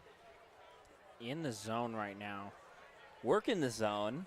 There you go. Trying to, took me long enough, Sedric, but I'm starting to pick up on some of your puns. No, but Nick Cunningham putting on an absolute clinic today. Only 1 hit allowed so far through 6 innings. The 1-1's going to be laced out, and oh, what a catch by Ohashi as he went to the ground to make the play. Robin Bam Thomas of a base hit.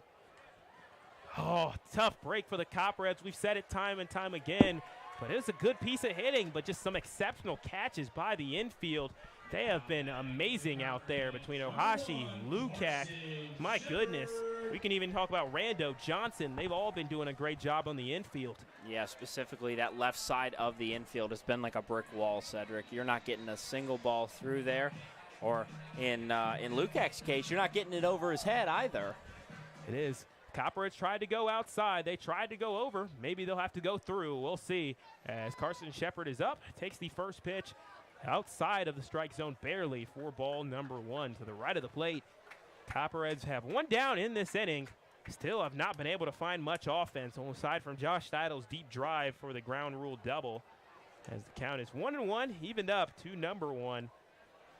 That matches the number of hits the Copperheads have right now in 1. The Copperheads have been close. We've seen them get closer and closer to beating the Settlers each game as we see the 1-1. And it misses the mark for ball number 2. Each game, the Copperheads seem to draw just a little bit closer, a little bit closer, a little bit closer to beating the Settlers. And if they can keep them at 3-0, they'll give themselves a chance to win as it's a 2-1. Pop fly out into right center field. Will it be able to fall? No, it will not. As Hill was able to move a couple paces to his right and was able to get his glove out there for out number 2. Loud out, though. Loud out does help out a little bit. Now batting for the Copperheads, number 11. So here comes Clayton Hodges, which always want to give a shout out to his grandpa who's provided us here with the wonderful, wonderful radar gun there. We can be able to track the speeds of the pitches up here in the booth. And we really appreciate him for always consistently listening to the Copperheads broadcast and really supporting his grandson as he was a New York Yankees draft pick from what we've heard from Clayton Hodges. So big congratulations to him for that, as we'll see the 1-0 pitch to Clayton Hodges, and he takes it for strike number 1. So it's 1-1 with 2 outs in this 3-0 game. Copperheads with 1 hit, Settlers with 4 hits. One big difference on the scoreboard, though, is Copperheads with 2 errors, Settlers with none. The 1-1 misses the plate for ball number 2. So it's 2-1 on that beautiful evening as the afternoon has turned into dusk. As we'll start to see the sun dip lower and lower, and we see the 2-1 from Cunningham. That time it misses inside for ball number 3. So it's 3-1 with 2 outs, nobody on. Copperheads trailing 3-0 to their rivals, the Licking County Settlers, trying to make it 6 straight wins over the Copperheads. A 3-1. That time it is over the plate for a strike. So now it's 3-2, payoff pitch incoming to Clayton Hodges.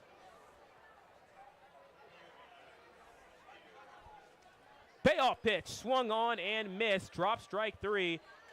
And there's the throw out to Johnson from Kaplan to retire the side. So the Copperheads go down 1-2-3 yet again. Something that cannot happen as it's been just a rough day at the office so far for the Copperheads, Tim. Yes, it has, Sedric. Just still haven't been able to get into stride. We've seen a couple of different little sparks, whether that was the hit by Josh Steidel out there into the outfield or a couple of walks and then a stolen base. So the potential is there. It's just unfortunately not able to put it all together tonight, and really something we've seen when they play the Settlers this entire season. So when we come back to the top of the 7th inning, we're going to get to the final chapters of this book. Can the Copperheads make a comeback? We'll find out. You listen to Southern Ohio Baseball on YouTube.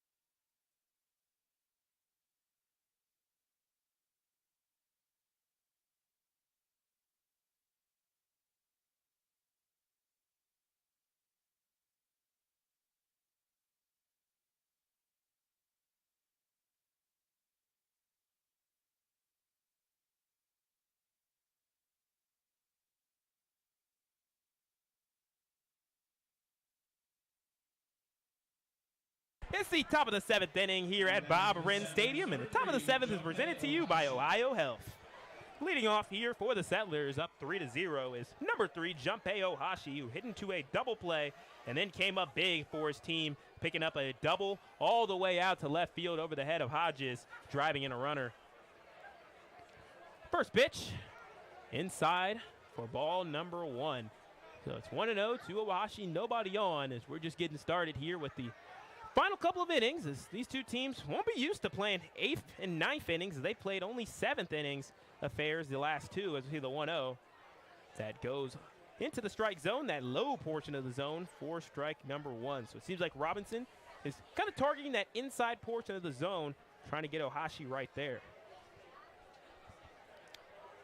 1-1, chopped over to Nadani, fields it, delivers it, out to Class, it's an out, it's in time. So that's one down in the inning. Mason Nadani once again showing why he's an all-star. Every play to him has been like clockwork.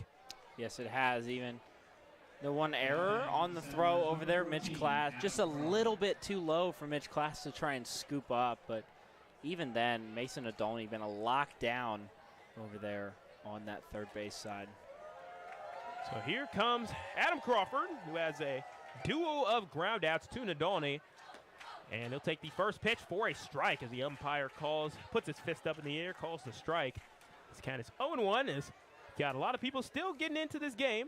Only down 3-0 as the Coppers are very much in it. 3-0 technically is the same as 9-6 or 8-5. As see a deep drive out in the left field. Hodges gets on his high horse, makes the catch. 2 down in the inning. But again, in terms of momentum, getting shut out on the scoreboard can really halt things. If it was 9-6, you have everybody getting into it. So it really shows the difference when the deficit can be the same, but how much scoring can mean. I think as soon as this team gets something going, I think we'll see kind of a change. And we've seen it before. We saw it in the last time this team came down here and played. It was an 11-2 game, and then all of a sudden it was an 11-9 game, Sedric, in the bottom of the 9th inning. So a couple of swings can really change the momentum of this game and send things in the right directions for the Copperheads. I agree 100%, Tim. I mean, things can change in an instant in this sport we call baseball, as we'll see the 0-1. It's going to be right there on the money, hitting that inside of the zone for strike number 2. I mean, even take yesterday, the Yankees and the Reds had a matchup. Yankees were up 3-0, and the Reds were able to come back in the 9th inning and win the game 4-3 up there in the Bronx. The 0-2 going to be hit out to Nadani, and it gets past him. Out into left field, Clayton Hodges fields it and is able to try to throw it out to Jordan Long. There's going to be a play at second. Jordan Long with the tag, and he is out. What a throw from Clayton Hodges out there in the outfield. Put that one on a line and got him out trying to get extra bases. Yeah, Can't Hill do that pushed with his this luck. outfield. You sure can. We've seen Hodges do it time and time again, and Hill pushed his luck and paid the price for it. So the Copperheads are able to get the Settlers out 1, 2, 3, and they'll bring it back up to the heart of the order. Kyle Ratliff, Josh Steidel, Mason Nadani, the 3 guys with the highest batting average on the team, will try to put the Copperheads on the board. You're listening to Southern Ohio Baseball on YouTube.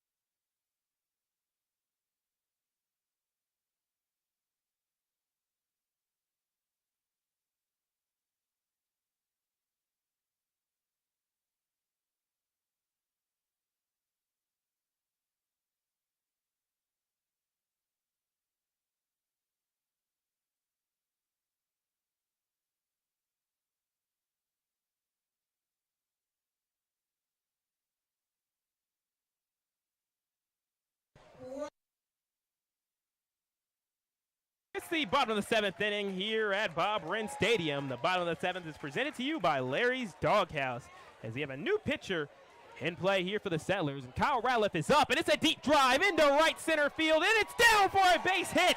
Copperheads coming up with the hit. They get Logan Bragg on the first pitch. Well, before I could even get a chance to introduce Logan Bragg, Kyle Ratliff puts one in play. First hit since the second inning, I believe, is when it was. That Josh is right. Steidel had that home run double. And we'll go over Logan Bragg real quick. 4-0 record, 3.24 ERA, 25 innings pitched, 18 hits, 6 walkouts, and 5 walks. Yeah, see, with numbers like that, I can tell that the Settlers like to brag on Bragg, for lack of a better term, as we'll see the first pitch to Josh Steidel as a double and a walk. He's 1 for 1, and he's been oh so dangerous. Had a home run stolen for him. I'm going to keep saying that because I really feel like he had that home run, especially since he's one of those guys who's been leading in home runs in the league before, sitting at 4 on the season. We see the 1-0 swung on and missed for strike number 1. So first strike there thrown from Bragg. As Kyle Ratliff is on here in the bottom of the 7th inning. Copperheads trailing 3-0, but trying to get something going. As I said, going into the break, Copperheads had their 3 best batters due up in this inning all together at the 3, 4, 5 in the lineup. Ratliff goes. He's going to slide in. He's safe. He's just too fast for that Settlers infield. They may have been great all day long, but they had no counter to Ratliff's speed. 6'5", 60 yesterday at the All-Star Scouting Combine. And showing off that speed here again. Getting an extra base and now puts himself in prime scoring position for Josh Steidel.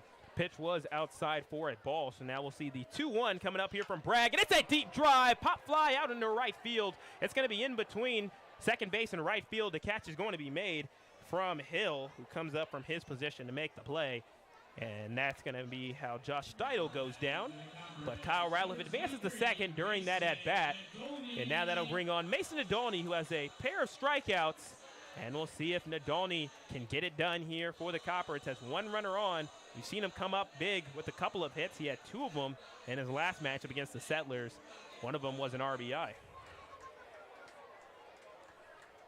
Speaking of that, he has 6 RBIs. Any base hit, especially one out to right field, could result in a run for Kyle Ratliff. And could get this crowd going. We see the first pitch to Nadolny, and it's going to be in there in the strike zone, hitting that bottom corner. 4 o'clock, it would have been at 7.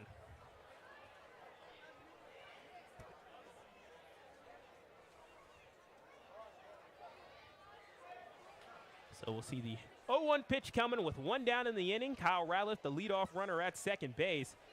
And the 0-1. Looks like no swing there. That's ball number 1 going low beneath the bat of Mason Nadolny. It's a 3-0 game. Copperheads with 2 hits, Settlers with 4. 2 errors for the Copperheads being one of the major differences in the game. And we'll see the 1-1 coming up. Bragg steps off of the bag real quick just to check Kyle Ratliff. He's already shown he can steal bases. So Ohashi and Bragg will have to be on red alert for the team in the red jerseys. The 1-1 out to Nadolny, swung on and missed for strike number 2. So it's 1-2 with 1 down in the inning. Copperheads, for the second time today, get somebody to second base. Steidel reached it on the ground rule double back in the 2nd inning, and now Ratliff does it again here in the 7th inning.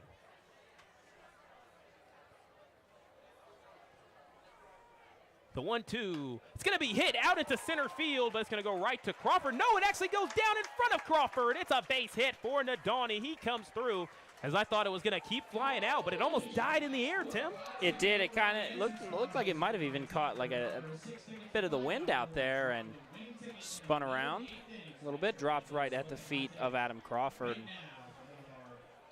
Copperheads have got to score a run here, Sedric. There's really no other way to say it. It's been a long time coming. You see a lot of zeros up on the scoreboard. These fans, over 1,000 in attendance today, want to see a hit. They want to see a run. Can the Copperheads get it done? It'll be Trey Rucker with the opportunity with runners on the corners. Nadolny at first, Ratliff at third. Trey Rucker uncorks one out into foul territory. And a couple of fans trying to reach out for it. and it goes near the umbrellas, so one lucky fan's able to go home with a baseball. The count is 0-1 to Trey Rucker, where last time he was up, he was a part of that inning where we saw 3 straight strikeouts from Cunningham. Bragg trying to get out Trey Rucker just like that. We'll see, we'll see. He has a fly out to center field and then a strikeout swinging. We'll see a check over to Mason Nadolny, who gets back in there at the bag. Count remains 0-1 in this 3-0 game in favor of the Licking County Settlers. Settlers in first place in the GLSCL South. Copperheads in last, but looking to play spoiler, be the snake in the grass, so to speak. That's going to be the goal of the year. As the Copperheads, if they can't win this game, will be eliminated from any possibility of finishing first place in the GLSCL, as it will be mathematically impossible for them to finish above the Settlers. And then if the Joes win tonight and win the next game, it'll be officially over for playoff hopes. And they see Rucker lace one in between first and second base pass into the right field. That's an RBI single, and the Copperheads score. Kyle Ratliff coming across the plate. And Tim, we've been waiting a long time, but the Copperheads deliver here in the bottom of the 7th inning. Fans are on their feet here at Bob Wren. What a well-hit ball by Trey Rucker in the gap between Jack Rando and Caleb Johnson. Both guys having to play a little bit closer to their respective bags because of the runners and the threat of the steal from Mason Nadolny there on first base. So what a great job by Trey Rucker putting that in the gap. And this game is back in reach, Sedric. Hit total now tied at 4 apiece, and the run total only separated by 2. It's kind of crazy. Copperheads, they seem to be doing a better job against Bragg than they did Cunningham. Bragg is 4-0 on the season as a pitcher this year, but it seems like right now the Copperheads have been able to figure him out. Already 3 hits against Bragg, as Cunningham only yielded 1. So he gets a little bit of a talking to from his coach. And that'll bring on number 7, Jordan Long. Can the Copperheads ride this streak of momentum? You got the fans into it now. And you have 2 runners on. Nadolny at second, Rucker at first after he picked up the RBI. Big play in this game. So now it's a 3-1 lead for the Settlers. And we'll see the pitch to Jordan Long, who is going to hit that one. It's going to be 6, 4, and 3. Hits into a double play to shut the door. But not before the Copperheads can put up 1 run, as it is a 3-1 game going into the top of the 8th inning. Can the Copperheads continue to come back? They got the first step. Now they'll need the second and third steps and maybe a 4th step if they want to find a way to upset the Licking County Settlers. You're listening to Southern Ohio Copperhead Baseball on YouTube.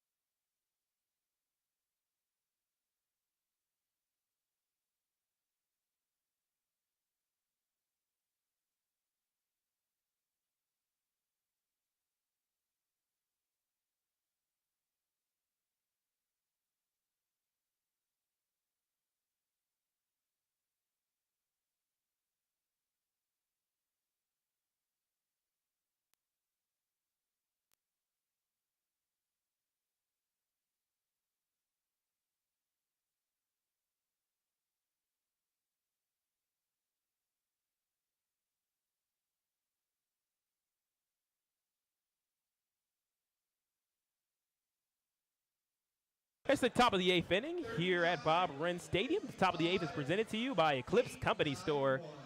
And looks like we have some trivia coming up, as we'll have a new pitcher. Again, this is for me to help grow my baseball knowledge, is again newer sport to me, as this is my 1.5-year anniversary of my fandom. But I've been really enjoying watching the Reds and Orioles this year, and it looks like this multiple choice may have some players I might know. So yeah, Sedric, most of these guys are household names. So the All-Star Home Run Derby coming up here in just a couple of days, and Albert Pujols, currently with 684 home runs, will set a new record for the most career runs while participating in a home run derby. Whose record is he going to break? The options are Barry Bonds, Sammy Sosa, Mark McGuire or Hank Aaron? I go with Mark McGuire. Mark McGuire, final answer? Final answer. The answer is Barry Bonds. Barry Bonds, huh? Barry Bonds had 681 career home runs when he participated in the '04 Home Run Derby. Do you have them out for the everybody else, too? I'm kind of curious. I do not have the totals for everybody else. Gotcha. I want to see if I at least had the second best option. All right, so that's 0-1 for me. We'll see if we see any counts like that as we have the new pitcher here, Andrew Lyon, who tries on the breaking ball to Rando and misses there. So the count is 1-0. As wonder if you guys at home, we should kind of start those early sometimes and then people can tweet at it. We'll see. Do those in the future. We'll see the 1-0 pitch outside for ball number 2. So one thing Lyon has had to work on for the freshman at Montreat College, working with TJ Lanning over there, is just throwing more strikes. And I mean, it seems simple. It seems what pitching is all about, but that's something that he's really got to focus on. As we'll see the 2-0 to Rando, miss again down low for ball number 3. And we've seen him steady improve from that first appearance that he had, but one thing sometimes gets away from a little bit is just throwing fastballs, tries to work in those off-speed pitches a little bit. So that'll be a 4-pitch walk for Lyon. Yep, Rando walks.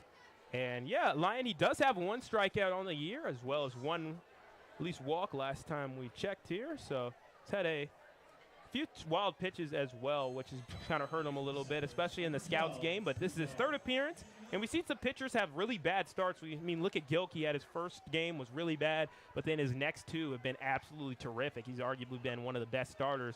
See the first pitch to Garf, swing on and missed. Had to see the first strike there from Lyon, and sometimes that's all it takes, Tim, just that first strike. It is, and there's the breaking stuff that he likes to go to right there. Gets him, starts it high, and then ultimately breaks almost down to their shins. The 0-1 swung on and missed for strike number 2.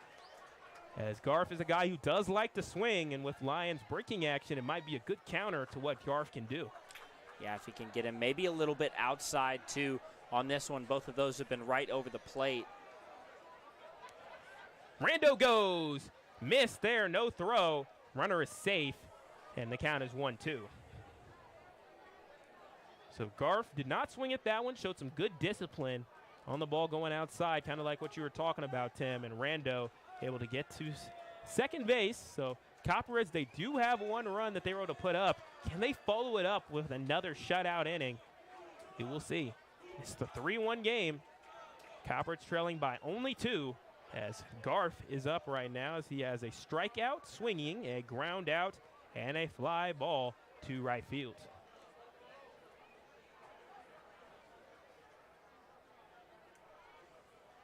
The 1-2. And he's got him looking. Great pitch from Lyon.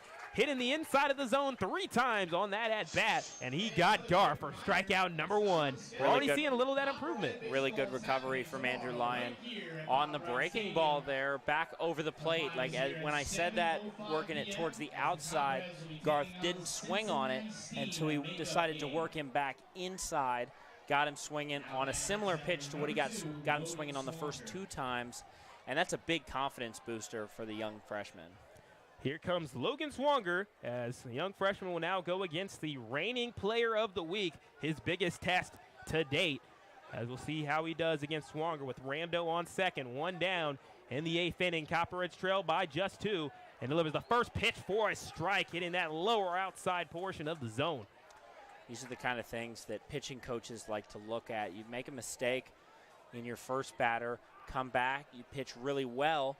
So now your confidence is back up. Let's see how he can battle through that adversity now.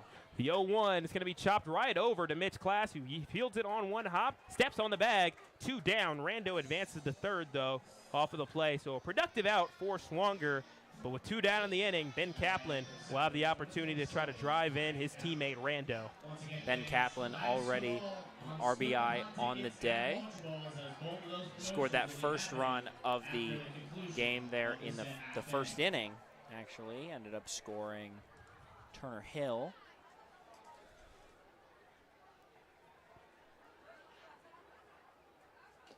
See the first pitch there, missing the mark low for ball number 1 to Ben Kaplan at a Marietta College from Louisville, Kentucky. Love the city of Louisville. Got a place called New Way Burritos, which is one of the best places I've ever had, alongside my friend Gabe, who's a baseball broadcaster for Muskingum, as there's a swing and miss there from Kaplan. So it's 1-1 with 2 down. Rando on third base. Copperheads trail 3-1 as they've gotten closer and closer each time to beating the Settlers each and every game. Will they be able to overcome their foe here in game number 6 between these two teams? The 1-1. This time it's low for ball number 2.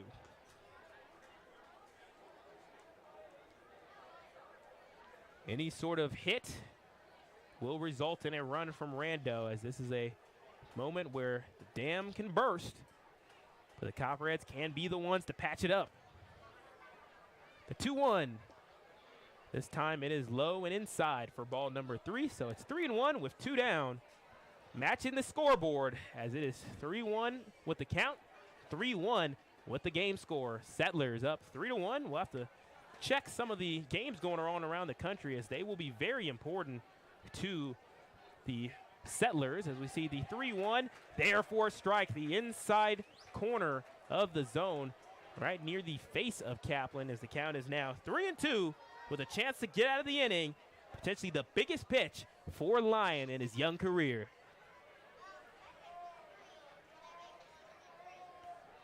The 3-2, swung on and missed. What a big inning there from Andrew Lyon. What a confidence booster for that man right there. Andrew Lyon struggled a little bit in his first couple of appearances, obviously started the inning with the walk, but wow, what a great sequence of pitching. Got the breaking stuff working, able to find the zone too on the fastballs, and that's a really good inning from Andrew Lyon. It's a great inning, and Tim, I know there's a reason why his last name is that. He really has the heart of a lion out there, and he'll need to pitch very well the rest of the way. He's got only one more inning to go. We'll see if the Copperheads either switch pitchers or stick with Lyon, who picked up 2 strikeouts. Copperheads down by just 2. They'll have 2 more chances to bat in this game going into the bottom of the 8th inning. You're listening to Southern Ohio Baseball on YouTube.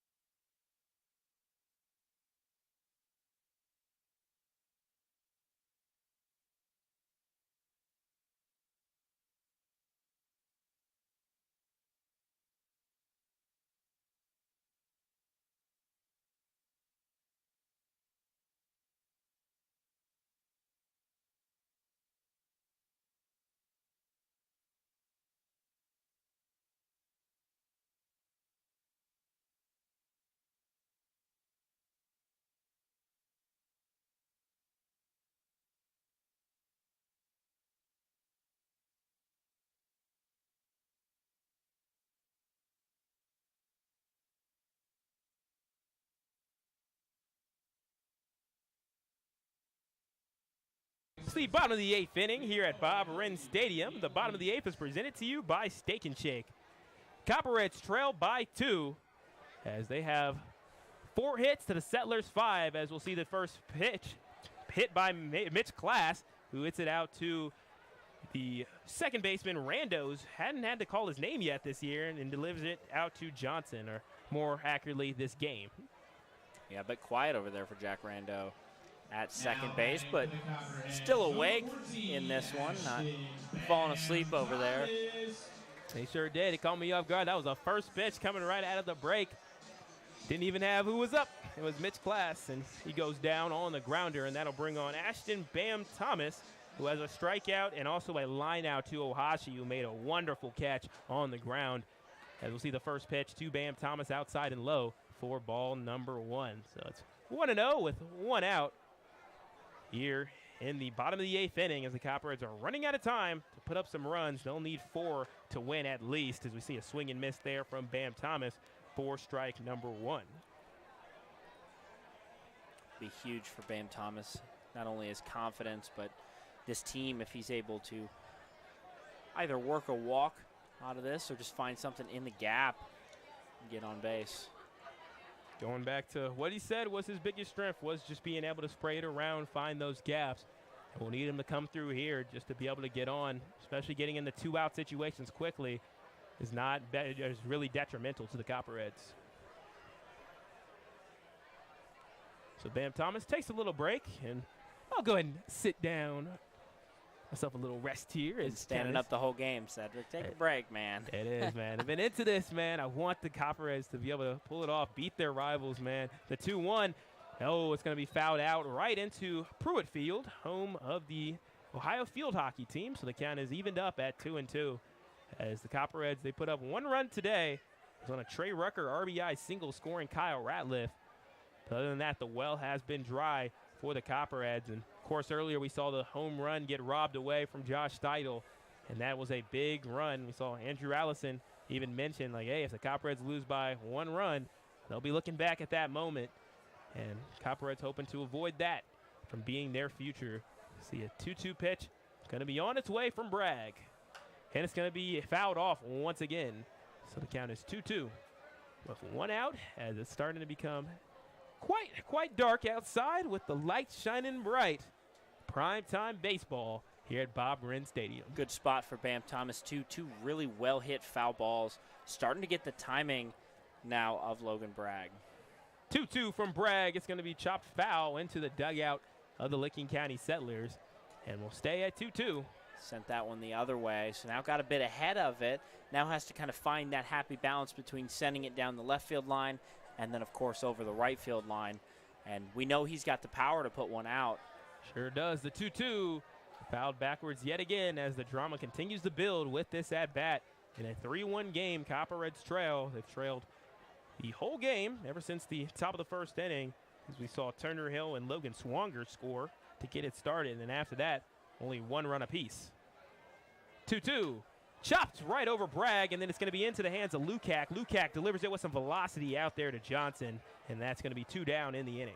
It's a tough break for Bam Thomas. Was really seeing the pitches well. Got left of it, or got early of it, got behind it, got underneath it, and then hit a pretty well hit ball out into the infield, but just wasn't able to find that gap. So Bam Thomas goes down, and that'll bring on Carson Shepard, who has a pair of flyouts and a ground out after having a couple of games where he's been pretty proficient at getting on base. Yet to get on base today, so we'll try to change that right here.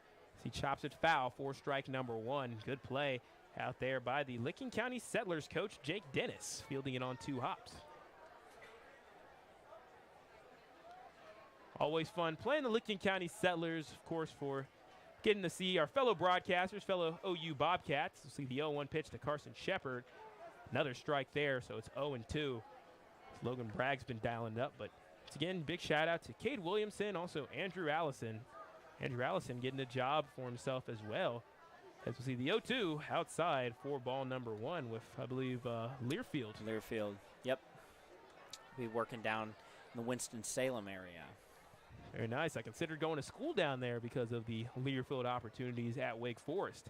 The 1-2, going to be a deep pop fly out into the no man's land a little bit, but it's good work from Lukac, really going back almost like a zone coverage safety, backpedaling to make the catch, and that's 3 up, 3 down for the Copperheads as the Copperheads are running out of time as they go into the top of the 9th inning, down 3-1.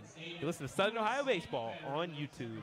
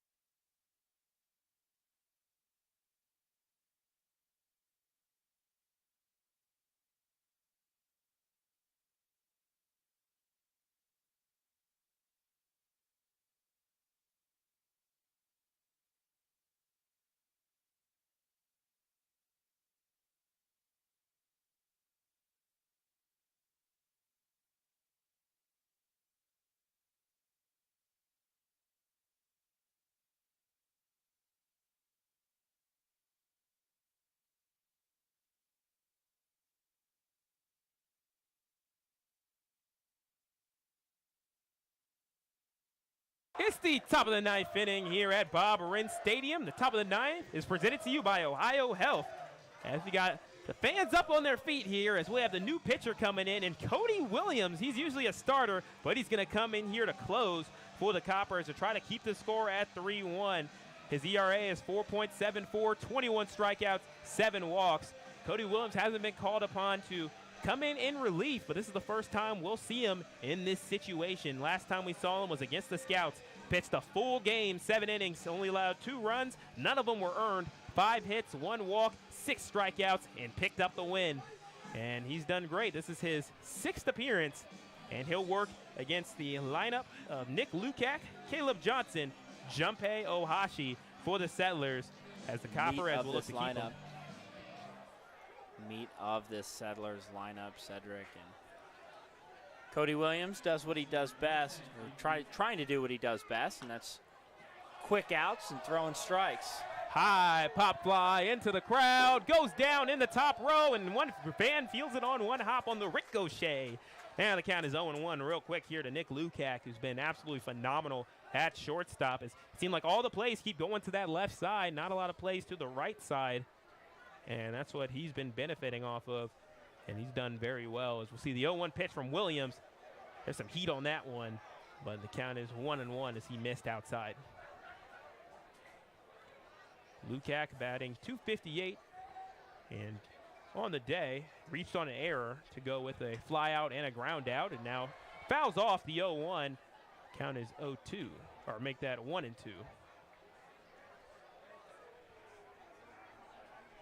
Copperheads trail 3-1. They gave up 2 in the opening inning and then gave up 1 in the 4th. Trying to make it 5 straight scoreless innings. The 1-2 swung on and missed. And that's strike number 3. Cody Williams already picking up from where he left off, coming in relief.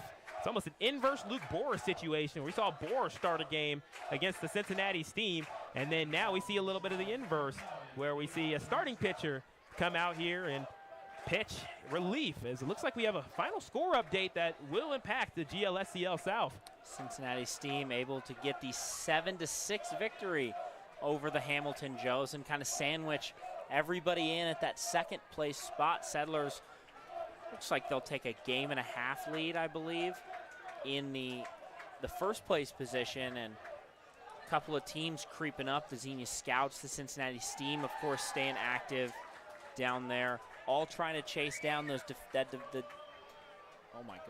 all trying to chase down the defending champions for that second playoff spot.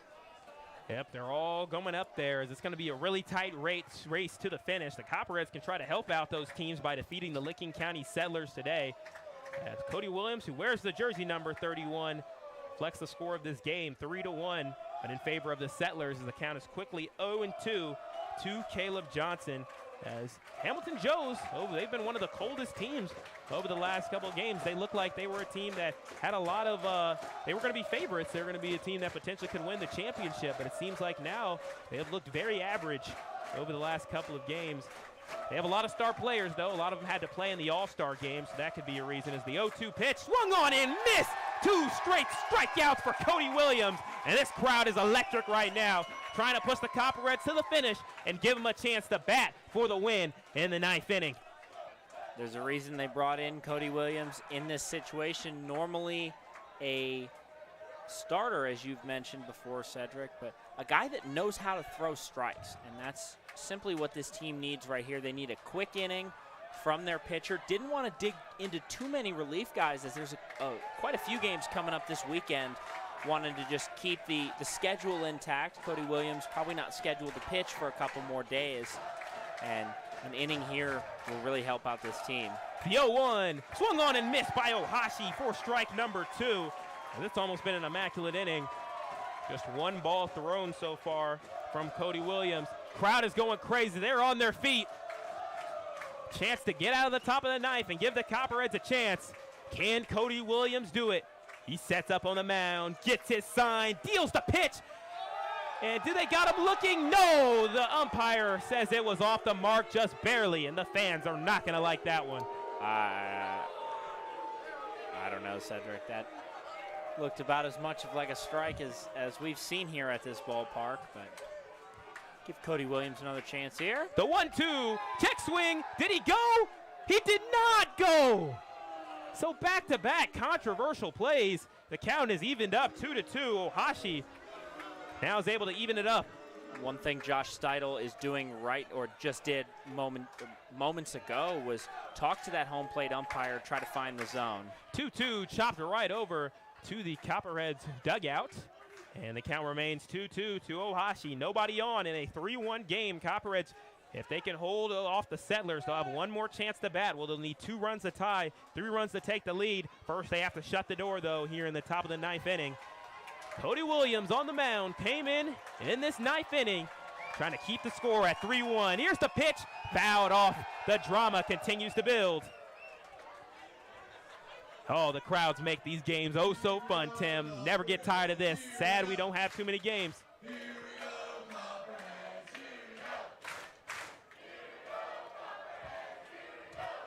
Just listen to the passion of the crowd. Here we go, Copperheads. Here we go. Cody Williams, here's the pitch, the 2-2, chopped again. So the count remains 2-2 as the energy of the crowd continues to ramp up, trying to drive the Copperheads to victory.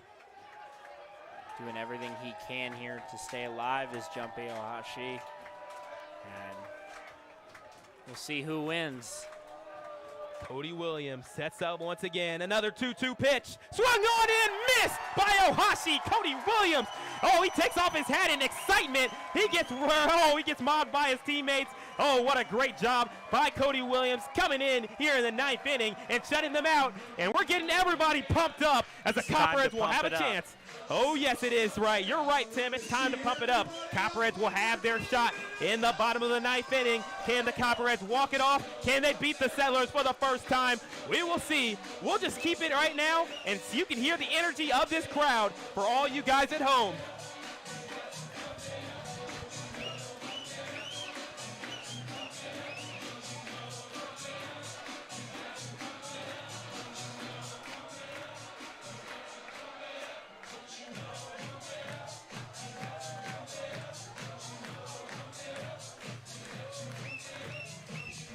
Copperheads will look to pump it up and have a great final inning. They'll need 2 runs to tie, 3 runs to take the lead. The batters due up for Clayton Hodges, Kyle Ratliff, Josh Steidel, and Mason Nadolny. You're listening to Southern Ohio Copperhead Baseball. Actually, Tim, you got a comment? Go for it, man. Yeah, Sedric, if anybody's going to get it done in this lineup, it's going to be those 2, 3, 4, and 5 hitters. And haven't come alive yet in this game. Only 4 hits, 1 run, but every time that we seem to get Kyle Ratliff, Josh Steidel up here in these big moments, those are guys that know how to deliver for this team. They most certainly are. As we have a new pitcher. It looks like Brian Perrone's going to try to pick up the save here for the Settlers. He's coming in front of an emphatic crowd, probably the biggest crowd he's dealt with throughout this entire GLSEL year. Brian Perrone from Seton Hill University will try to close out the game for his squad as the pressure is up.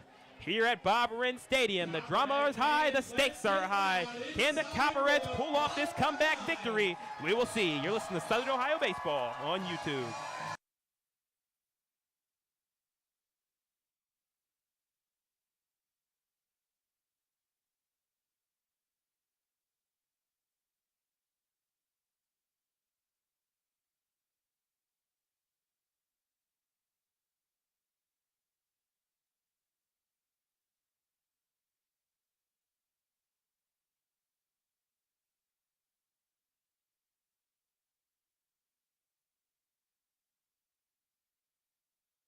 It's the bottom of the 9th inning here at Bob-Wren Stadium. And the Copperheads will look to try to pull off the walk-off. They were down by as many as 3 in this game, now trail 3-1. And Clayton Hodges will come up to bat first. He has a pair of flyouts and a strikeout, looking for hit number 1. As we'll have a new pitcher, Perrone, who delivers the first pitch high and inside for a ball. Perrone from Seton Hill University, Murraysville, Pennsylvania, will try to pick up the save for his squad. We've seen him in this series a couple of times. And he's not new to the Copperheads as the 1-0 is way inside. Hodges ducks back a little bit. Ball number 2. It's 2-0 for Clayton Hodges. Most recently saw Perrone in the doubleheader. Came in relief in one of those innings. Still trying to jog my brain which one was. The 2-0 fouled off for strike number 1 back towards the Hockin River right behind the stadium. Perone came in during the first game of the doubleheader, went 2 2/3, had a hit, picked up the save, 2 walks, and 1 strikeout. So it's the bottom of the 9th inning. 3-1 lead, and you heard from Tim. He can pick up saves. The 2-1 check swing. Did he go? They do say he did. 2-2 is looks very similar to one of those Ohashi hits. But now the count is evened up. 2-2. 2-2 count to 1-1. Clayton Hodges. Nobody on, nobody out. Bottom of the 9th inning. Here's the pitch from Perone, and it's off the mark, missing the plate inside. So the count is 3-2. We got a payoff pitches coming up here from Bob-Renn Stadium for Clayton Hodges. Clayton Hodges sat in there, saw that ball really well down in the bottom of the zone. The 3-2. It misses outside, hits the plate to the right side of it.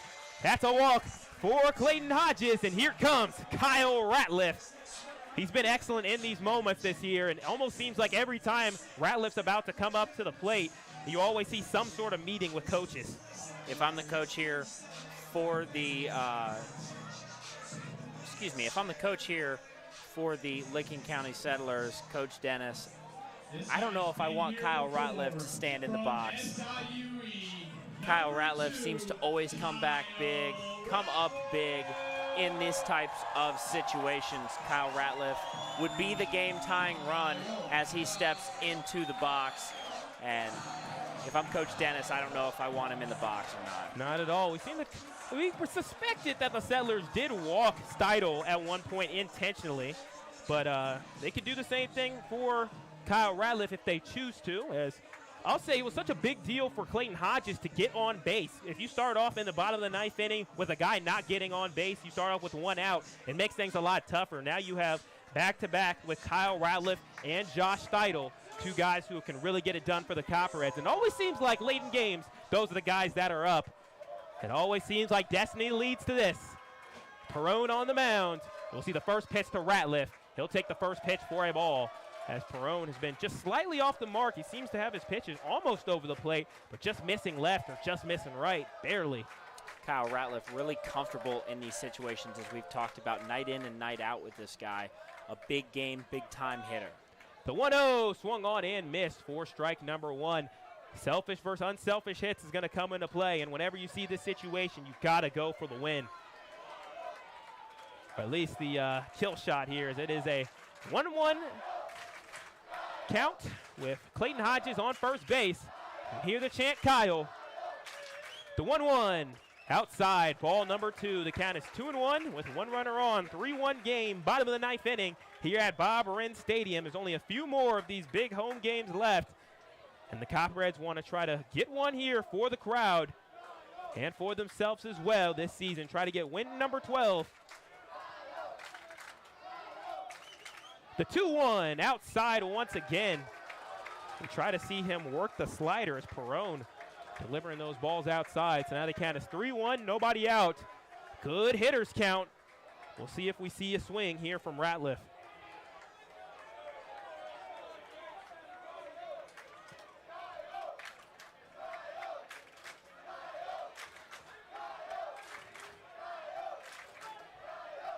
Perone deals the pitch. Looks like it swung on and missed. It is for strike number 2. So good take by Ratliff. He saw a pitch he liked over the plate, and guy just trying to put the ball in play. I don't think he's going for the home run ball here. I think he's just more worried about keeping that momentum. He knows Josh behind him. He knows Mason behind him. These guys know what to do in big situations like this. So with 1 runner on, we're going to see the payoff pitch coming from Perone, and we see a timeout there just before the pitch. One of Kyle Ratliff's specialties. He's done that to multiple different pitchers this season so far.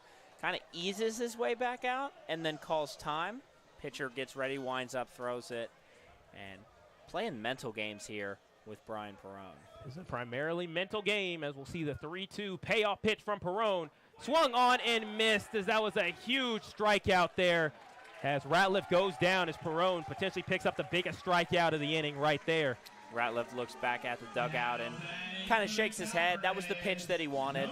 He knew he was going to swing at that one, and these guys are smart enough, too, to know that they got to find their pitches. I think a guy like Ratliff would rather go down swinging than looking 100 times out of 100 times, especially when it's on a pitch that they know they wanted. Guaranteed. So with one runner on, one down, here comes Josh Steidel, who has a double and a walk to his resume on the day. Swings and misses there on the first pitch from Perone, as it is 0-1. Hats off to Perone so far for being able to keep his cool out there on the mound against really tough batters and a crowd all against him. Usually something you don't have to deal with here in the GLSEL to too high of a degree. Aside from in Hamilton or in Athens. You see the 0-1. Oh, big swing that goes foul for strike number 2. So the count is 0-2 to Josh Steidel with one runner on in Clayton Hodges. Mason Nadolny is on deck as the Copperheads are in their heart of their order with their 3 guys with the 3 best batting averages. Ratliff went down on strikes. Can Josh Steidel come through? You see Steidel take a bit of a step closer up into the box to kind of crowd that inside part of the zone. 0-2 is way inside, down towards the shins of Josh Steidel. So the count is 1-2 with 1 out in the inning. He starts a little bit farther out. When he's ahead of the count, he starts a little bit farther out into the box, and then when he gets behind in the count, he kind of steps up into the box, just kind of shorten that inside part of the strike zone, make the pitcher throw it out. 1-2 pitch outside this time, did not chase after it. So the count is 2-2 with 1 out in a 3-1 ball game. Settlers with 5 hits, Copperheads with 4 hits. 2 errors for the Copperheads have been the big issue, but they still have a shot to try to win the game here. It's Perone trying to get his 2nd straight strikeout. 2-2. Up high that time as that pitch came out with some great speed. You almost blink your eye and the pitch was already there. Yeah, packing the heat on that one.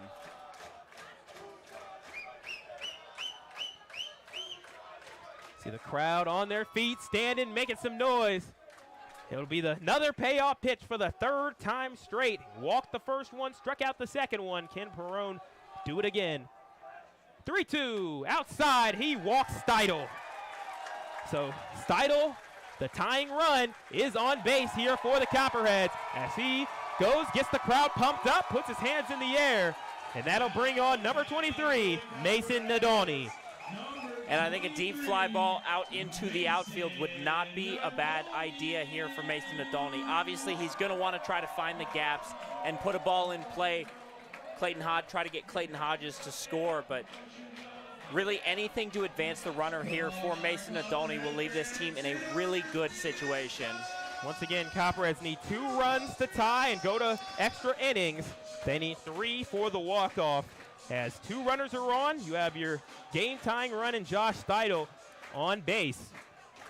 Double play ends the game, though. That's one thing to be aware of, as that has been a theme throughout this series. It's Perone trying to pick up the save for his squad. Delivers the pitch to Nadolny. It's going to be hit, and it's caught by the shortstop. Nick Lukac makes the amazing catch there. Tough, and then steps on the plate, as it looked like that could have been a time where Hodges could have stayed, and he went back and touched the bag because Hodges went running, and that'll retire the side. So, again, either an announcer's jinx or a premonition. Copperheads fall, and it's only fitting, Tim, that a double play is the thing that ends it. We've seen double plays hurt the Copperheads time and time again. Another day with multiple by the Settlers, and the Copperheads fall 3-1.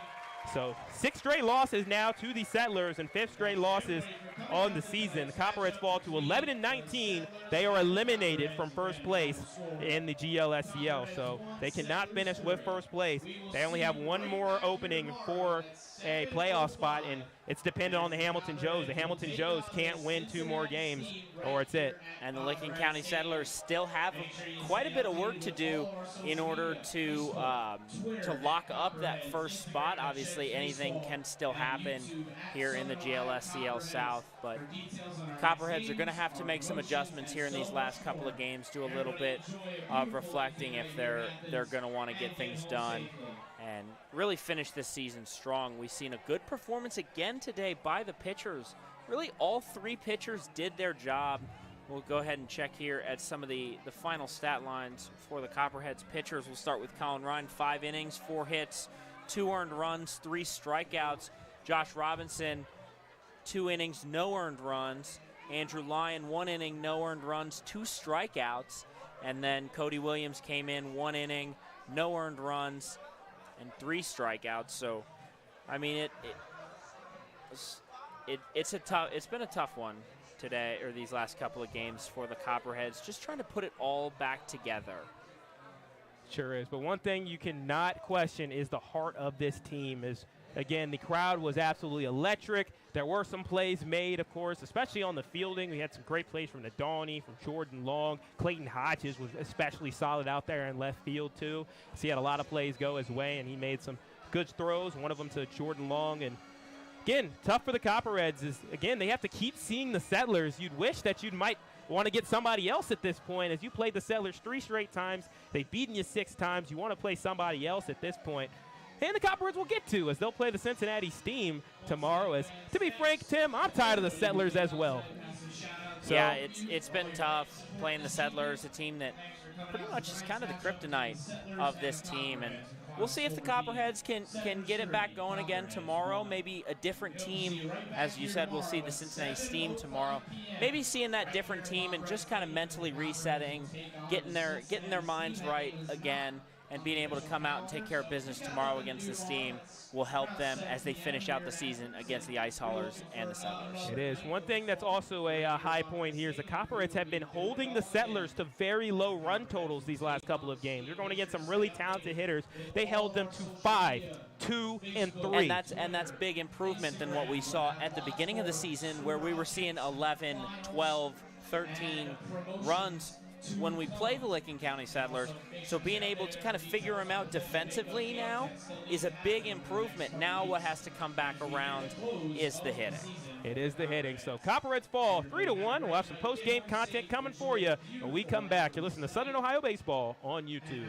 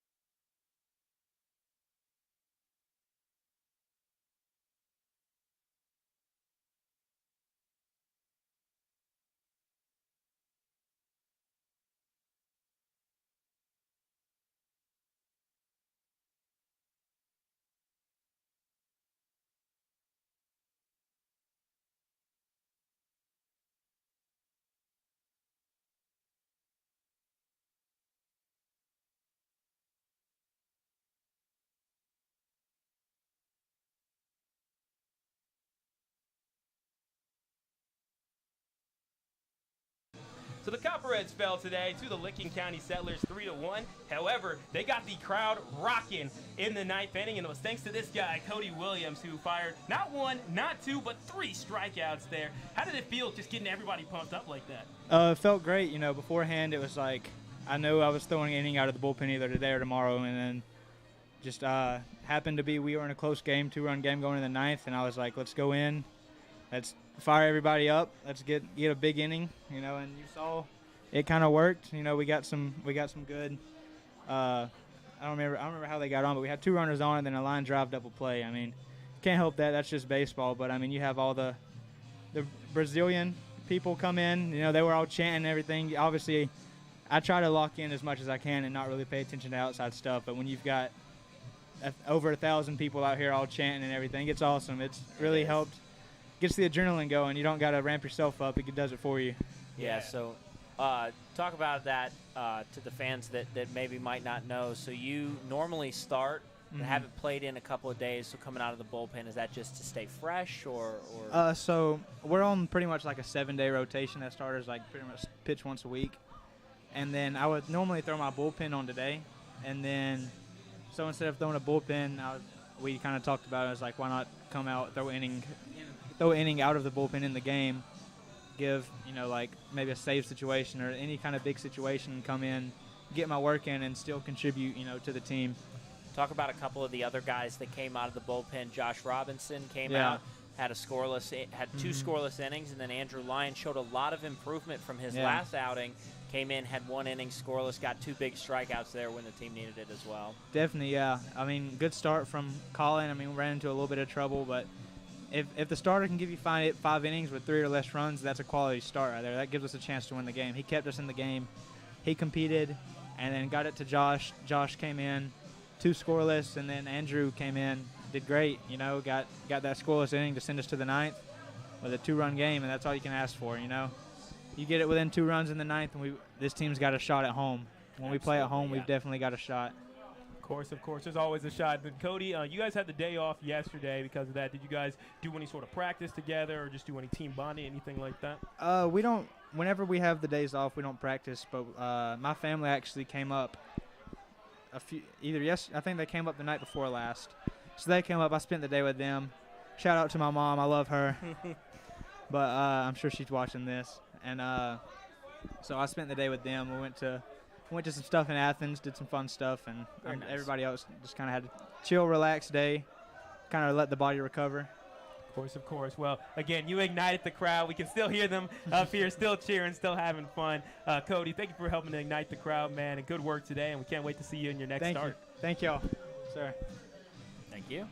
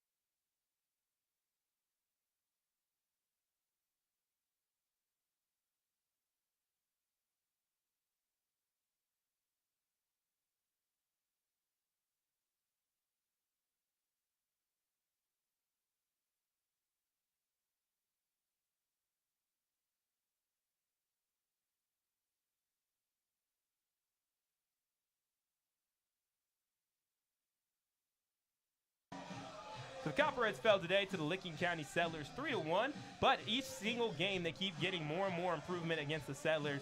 And Coach, what's the last little thing that you guys need to do to finally overcome Licking County?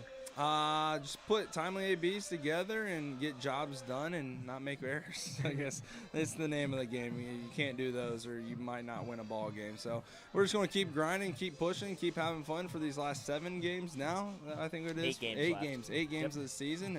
I think we play them, 4 more times, I think it is, or 3 more times. So we're gonna sneak one out here sooner or later. So we're just going to keep pushing and keep grinding. Yep, and then one other thing I got as well, too. So one of the best moments of the game, we've seen both Andrew Lyon come in, pitch well. I know that's your Montreat guy, and he showed up and they played really, really well, as well as Cody Williams coming in, as well as Josh Robinson. All the bullpen guys really came in and really shut the door on the game. Was it all planned for all of them to be together? Was Cody Williams going to be on plan to be in this game? How did that sort of go down? Yeah, give it up for Andrew Lyon. His last outing at Xenia was not good at all. He cut through quite a few to the backstop, and we gave him a lot of rest, told him to find the zone and pins and everything before we gave him another shot, and he went out there and shoved it up him. So, it was good to see that, the whole bullpen did their jobs today, kept us in the game. And then, Cody Williams, we wanted to go out there and try and walk a ball game off and keep it close. We had 3 righties coming up right there, so we wanted to go righty-righty matchup. And Cody came in and did his job, but we just got to get our hitting coming around. It's got to start picking back up if we're going to win some ball games because our pitching and defense is there right now, and now our hitting's not. So, didn't get to talk to you a ton after last night's All-Star, yet really yesterday's experience at the All-Star game. What do you think was the most enjoyable part of your day? I saw you got to coach a little bit out there on first base, got to see a bunch of different guys around the league. Yeah, no, that was absolutely amazing. Thank you to Prasco Park and all that. I almost had the opportunity to coach there my first year of college coaching. We went to the World Series. Unfortunately, it was the first year Prasco wasn't doing the Christian World Series, and we had to end up going to Easley. But, making it the All-Star game here with some of the guys and going up there was absolutely fantastic. I enjoyed all the free food we had. I probably had 5 bowls of ice cream and sprinkles, tried every food truck there was possibly there. It was just a great time hanging out with all the other coaches and all the players that we had there. Yeah, do you have a favorite food truck out of all the things that you had? Oh, it was Cheese and Chong. It was a grilled cheese food truck there. That place was very good. There you go. One of my favorite ones. They had one that had shrimp po' boys out there. So a little bit of everything. How about you, Tim? I had the barbecue mac and cheese. That was my big meal of the day. I couldn't say no. No, well, good guys. So awesome. When the food is free like that, you really can't say no. You can't pass it up, especially when there's so many choices. You got to at least go and pick off each car. So for sure. And then, Coach, as well, how do you feel just being able to watch a lot of your guys out there go and be able to showcase their talents in front of big-time scouts, as well as being able to see them play in the game and excel? It was awesome. Not just this game, but the All-Star game as well. It was an awesome experience for these guys to get out there and showcase it. I know some of the guys that were there are freshmen, redshirt freshmen, so they went out there and did what they needed to do, and I think they had a very good day. Those guys know who they are, so they're going to be following up quite a bit throughout these upcoming years on these guys, and I'm super excited to see their futures and what they got ahead of them. It is. A lot of people have some really bright futures ahead of them. Tim, do you have any other questions? I'm all right. Thanks, Coach, as always, for the time. Awesome. Coach Lanning, thank you so much for joining us here. We look forward to the next game tomorrow. Yes, sir.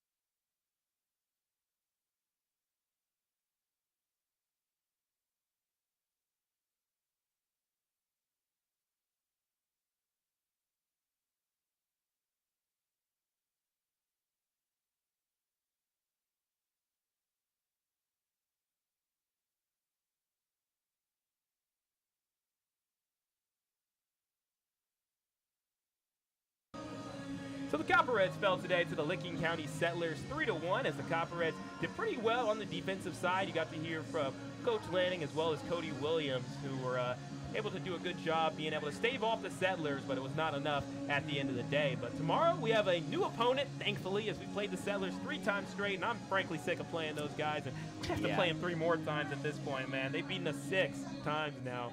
Yeah, it'll be nice to see a new opponent out there, something fresh, and ultimately give the guys a little bit of a mental reset. Just kind of, they'll see different guys, and maybe a win there would kind of help reset things as well. Exactly, because once the team, if they beat you 6 times in a row, they just start to, it's just the confidence where you just expect to win. It's almost like what Michigan and Ohio State had to do, where you had Michigan lose that many years in a row, where you can't even mentally find the right thing until they were finally able to break through this year. So we hope that the Copperheads can be able to break through the Settlers, who have been a big problem for them this year. But next up, we do have the Cincinnati Steam. It'll be Braxton Foley of the Cincinnati Steam versus Luke Bohr of the Southern Ohio Copperheads. Bohr 2-0 on the year, getting a starting position once again. He's moved over from closer to starter from the end of the innings to the start of the innings. Did very well against the Cincinnati Steam the last time he played them on the 4th of July, and it looks like Coach Lanning's going to continue with the hot hand. He did, and he pitched really well last night in the GLSCL All-Star game, was named pitcher of the game, had 2 strikeouts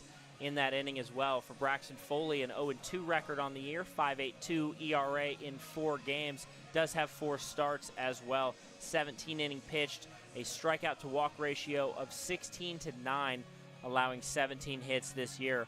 Played in a couple of really close games. You see the games right there, a 1-2 game against the Mariners, a 2-5 game against the Hamilton Joes. So if we've got another close game like this again tomorrow, Sedric, where maybe the bats aren't coming alive and they're able to just sneak a couple past him in these close games, who knows, Sedric? Maybe we'll get back into that win column and start to get back on a roll like we were. That I know that 4-game win streak was awesome, both for the guys, but not only that, for us as well. It was. And one of the teams that they beat on that win streak was the Cincinnati Steam, a team that beat them the first 3 games, and all of those were frankly not even close, including a no-hitter in the 3rd game. But the Copperheads responded very well, winning 5-4 in extra innings. It was Mitch Class coming through with a big RBI single scoring Clayton Hodges, I believe, and that allowed the Copperheads to be victorious against the Cincinnati Steam. So I'll be taking off this jersey because it looks a little too close to the Cincinnati Steam colors tomorrow. I'll be back in orange or gold coming up tomorrow. But once again, Copperheads fall to the Licking County Settlers 3-1. They are now 11-19